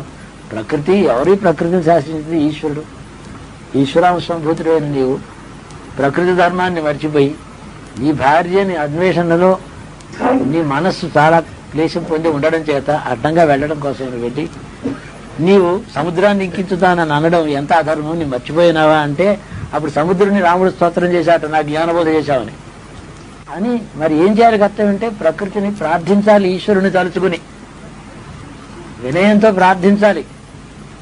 ఓ వరుణదేవుడా, ఓ సముద్ర దేవత, ఓ జలాది దేవతలారా, నేను ఈ కార్యార్థం పెడుతున్నాను, దయచేసి నాకు మార్గం చూపించండి, నేను అలా రాళ్లు వేస్తాను, దాన్ని తేల్చి అలా పట్టుకో, నువ్వు నా సేన పెడుతుంది అని ప్రార్థించమని ప్రబోధం చేసినట్టే ఉంది. రామాయణంలో వాల్మీకంలో కూడా ఒక చోట వ్యాఖ్యానంలో ఈ మాట ఒకరు రాశారు. వేరే రామాయణాల్లో కూడా ఈ గాథను నేను చదివాను, విచిత్ర రామాయణం అని అంటారు. సముద్రుడు అంటే ఎవ్వడూ ఈ ప్రకృతిని శాసించలేడు, ప్రార్థిస్తే ప్రసన్నం కావచ్చు అని ఉంది. ప్రార్థిస్తే ప్రసన్నం అయ్యే లక్షణం అందులో ఉండబట్టే సన్నోవాత పోతాం మాదరిస్వా సన్నస్తపతి చూట ఆ మాట వచ్చింది. మనం ప్రార్థిస్తే ప్రసన్నం అవుతుంది. పుట్టి రేపు పొద్దున వెళ్ళిపోయే మనిషి ఎవరికి కూడా ప్రకృతి మీద అధికారం లేదు. మనం ఉండే 2.5 days ఈ ప్రపంచంలో. మనకి దాని మీద అధికారం ఉంటే అంతకుముందు ఏమైంది? అది ఇండిపెండెంట్గా స్వతంగా ఉందా? మనం వచ్చాకే సబ్జ్యూ అయిపోయింది ఏమిటది. అజ్ఞానం అలా మనుషుని అహంకారం కొందరికి వస్తుంది, అది రాకూడదు ఎప్పుడు. సరే, అగస్త్యుడు ఇచ్చినట్టు ఆదిత్య కవచం ప్రకారంగా ఉంది. జపాకుసుమ సంకాశం ద్విభుజం పద్మహస్తకం సింధూరాంబర మాల్యంచ రక్తగంధానులేపనం నిత్యరత్నకచిత సర్వాభరణ భూషితం ఛాయేత్ పఠేత్ సువర్ణాభం సూర్యస్య కవచం ముదా ఘృణిపాత శిరోదేశే సూర్యపాతుల అలాటకం. ఆయనకు అనేక నామములు ఉన్నాయి. ఘృణి శిరస్సును రక్షించునుగాక, లలాటాన్ని సూర్యుడు రక్షించునుగాక. అనేక రూపములు, అనేక నామములతో ఉండే సూర్యుడు అనేక అంగములను నన్ను రక్షించునుగాక అని ప్రార్థన ఇది. ఆదిత్యో లోచనే పాతు, ఆదిత్యుడు నా కళ్ళను కాపాడునుగాక. శృతిపాదు దివాకర, దివాకరుడు చెవులను శ్రోత్రేంద్రియము కాపాడునుగాక. ఘ్రాణం పాతు సదా భాను, భానుడు నా నాసికను రక్షించునుగాక. ముఖం పాతు సదా రవి, ముఖం రవి రక్షించునుగాక. కంధవు పాతు గ్రహపతి, భుజములు గ్రహపతి కదా ఆయన, ఆ పేరుతో ఆయన రక్షించునుగాక. భుజవ పాతు ప్రభాకర, కంధం ఇది భుజములు రక్షితమని ఆయా అన్ని పేర్లతో చెప్తున్నాడు. కర అబ్జకర పాతు, హృదయం పాతు భానుమాన్, అబ్జకరుడని ఆయనకి పేరు. కమలములు వికసిస్తాయి ఆయన అబ్జకరుడు. కరములు నా అతడు రక్షించుడుగాక. హృదయం పాతు భానుమాన్, భానుమంతుడైన అతడు హృదయాన్ని నన్ను రక్షించుడు. మధ్యం పాతు సుసప్తాశ్వో, సప్తాశ్వుడైన అతడు మధ్యని నాథను రక్షించునుగాక. సవితా పాతు సత్తిని, ఊరు పాతు సురశ్రేష్ఠో, సురశ్రేష్ఠుడు అతడు నాకు తొడలను కాపాడును కాక. జానుని పాతు భాస్కర, మోకాళ్ళు భాస్కరుడు రక్షించును కాక. జంఘేమీ పాతు మార్తాండు, గుల్భ పాతు టిషాంపతి, ఈ పికలు గుల్భములు. పాదవు దినమణి పాతు మిత్రో అఖిలం వపు. ఆదిత్య కవచం పుణ్యం అభేద్యం వజ్రసన్నిభం సర్వరోగ భయాదిభ్యో ముచ్చిదేనాత్ర సంశయ సంవత్సరం ఉపాసిత్వ సామ్రాజ్య పదవి లభేత్. అలాంటిది ఏదైనా ఆశ పెట్టితే కానీ సంవత్సరం అంతా కనుక చేస్తే సామ్రాజ్య పదవి వస్తుంది అన్నాడు. అనేక రత్న సంయుక్తం స్వర్ణమాణిక్య భూషణం కల్పవృక్షమాకీర్ణం కదంబ కుసుమ ప్రియం అశేష రోగ శాంతి అర్థం ఝాయోద్ ఆదిత్య మండలం. ఆరోగ్యం భాస్కరాదిచ్చేతని, ఆరోగ్యం సూర్యుడి అధీనం ముందే ఉందని చెప్తారు. సింధూరవర్ణాయ సుమండలాయ సువర్ణరత్నాభరణాయ తుభ్యం పద్మాది నేత్రేజ సుపంకజాయ బ్రహ్మేంద్ర నారాయణ శంకరాయ. సంరక్త చూర్ణం ససువర్ణతోయం సకుంకుమాభం సకుశంస పుష్పం ప్రదత్తమాదాచ హేమపాత్ర ప్రశస్తనాథం భగవన్ ప్రసిద్ధ అని ఆయన ఆదిత్య కవచాన్ని, కవచం అంటే శరీరాన్ని రక్షించే అంగములంటే ఆయా దేవతలకి ప్రార్థించిన రక్షణ పొందేటువంటి దాని పేరు కవచం అని. హృదయం అంటే మనోబలం, ఆత్మబలం అనేది అంటూ ఉంటామే. ధైర్యస్థైర్యాలు వాటి కోసం హృదయాన్ని జపించాలి. శరీరంలో రోగం వచ్చినప్పుడు ఆదిత్య కవచం, శారీరకమైన బాధలకు ఆదిత్య కవచం. శరీరంలో రోగం ఉన్నప్పుడు రోజు ఆదిత్య వ్రతం చదువుతున్నానంటారు. ఆదిత్య కవచం చదువుకొని చెప్తూ ఉంటాను. ఆదిత్య కవచం చదువుకోమంటే నేను రోజు ఆదిత్య వ్రతం చదువుతున్నాను అంటారు. స్తోత్రం కోరిక, దేవతకి కూడా స్తోత్రం ముందర, తర్వాత కవచము, తర్వాత హృదయము, తర్వాత మంత్రము ఉంటాయి. ఆయా పర్పసెస్కి ఏర్పడ్డాయి అవి. శరీరంలో బాధ వచ్చినప్పుడు కవచం, కోరిక కొరకు స్తోత్రము, దర్శన సిద్ధి కోసమని మంత్రం. అగస్త్య మహర్షి నక్షత్ర రూపంలో భాద్రపద మాసంలో ఆయన దర్శనం చేయవలెనని చెప్తారు. భాద్రపద మాసం అంటే సుమారు సెప్టెంబరు. ఆ కాలంలో రాత్రి సమయంలో సూర్యుడు కన్యారాశిలో ఉండడం చేత కన్య అస్తమించిన తర్వాత ఉదయించేటువంటి ధనురాశి పైన వెళ్ళినప్పుడు, అంటే అర్ధరాత్రి సమయంలో కన్యారాశి పాతాళంలో ఉన్నప్పుడు ఆ అగస్త్య మహర్షి దర్శనం సరిగ్గా పైన ఆ ధనురాశి పక్కని కనపడుతుంది అని పురాణం చెప్తుంది.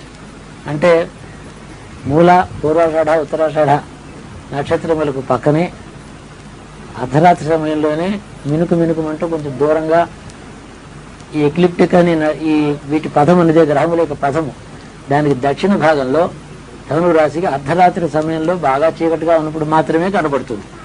భాద్రపదం ఎందుకంటే పాతాళంలో సూర్యుడు ఉండాలి, ధనుసు పైన ఉండాలి. ఆ చివరున ఈ చివరున పక్కగా ఉన్న ధనుసు అంత తేలికలో అంత చీకటిలో కానీ నక్షత్రాలు కనపడవు కదా. అది అగస్త్య మహర్షి అని దాన్ని చెప్తారు.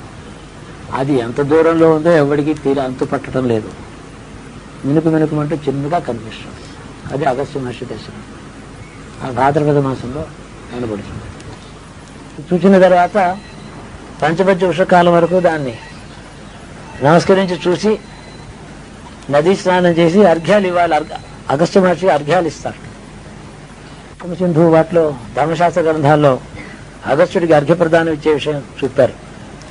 దేవతలు కంటే శాశ్వతులు వాళ్ళు. స్వర్గంలో దేవతలు వస్తూ పోతూ ఉన్నారు, కానీ అగస్త్యుడు శాశ్వతుడు. అనేక మంది ఇంద్రుల్ని చూచాడు ఆయన, ఎప్పుడూ ఉంటాడు.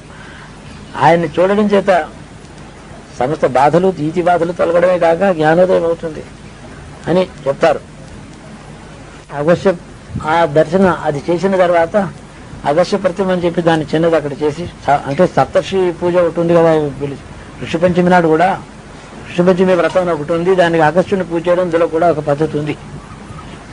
అగస్త్యుని ప్రతిమ చేసి దాన్ని పూజ చేసి దాన్ని బ్రాహ్మణుడికి దానం చేయడం అంతా ఉందండి. మామూలుగా చేస్తారు ఋషి పంచమి వ్రతంలో. భాద్రపద మాసంలో ఈ శ్లోకాలతో ఆయన నమస్కరిస్తారని. కాశపుష్ప ప్రతీకాశ వన్నిమారుత సంభవ మిత్రావరణయో పుత్ర కుంభయోనే నమోస్తుతే వీంధ్య వృద్ధిక్షయకర మేఘతోయ విశాప ఉంది అగస్త్యుడి చరిత్ర. వరాహపురాణమే కావచ్చు.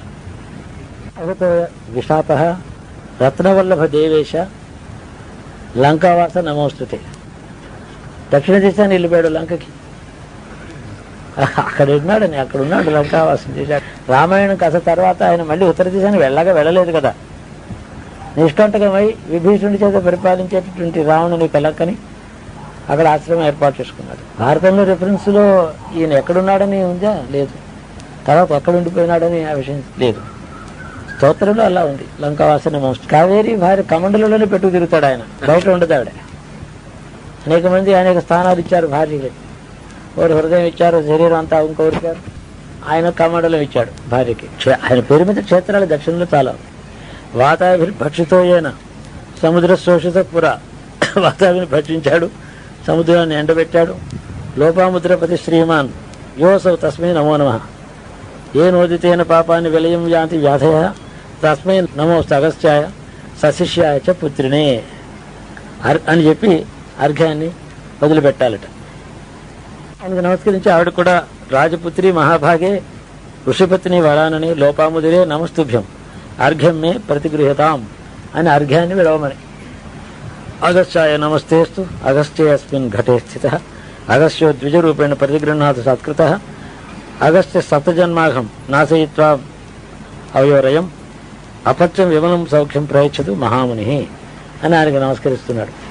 పురయం అపత్యం విమలం సౌఖ్యం ప్రయచ్చదు మహాముని అని ఆయనకు నమస్కరిస్తున్నాడు. పురాణాల్లో అగస్త్యకృత స్తోత్రములుగా అగస్త్యుడిని స్తోత్రం చేసిన వ్రతములు ఉన్నాయి. ఇతర ఋషుల వలే కాక ఆయన ఈ దేవతల కంటే ఎక్కువగా అధికంగా పూజించబడేటటువంటిది. ఎవరైతే ఇలాగ అగస్త్యుడిని లోపాముద్రుడిని ఎవరైతే నమస్కరిస్తారో వాళ్ళకి ముక్తులను ఇస్తాడని, ముక్తి కూడా వాళ్ళు ఇవ్వగలరని ఒక మాట. ఆ ఇంద్రజుమ్నుడికి ముక్తి మార్గం చూపించినాడు ఆయనే. పురాణముల్లో ఆ మార్గదర్శకుడిగా ఆయన ఉన్నాడు అగస్త్యుడు అని చెప్పి ఆ మహా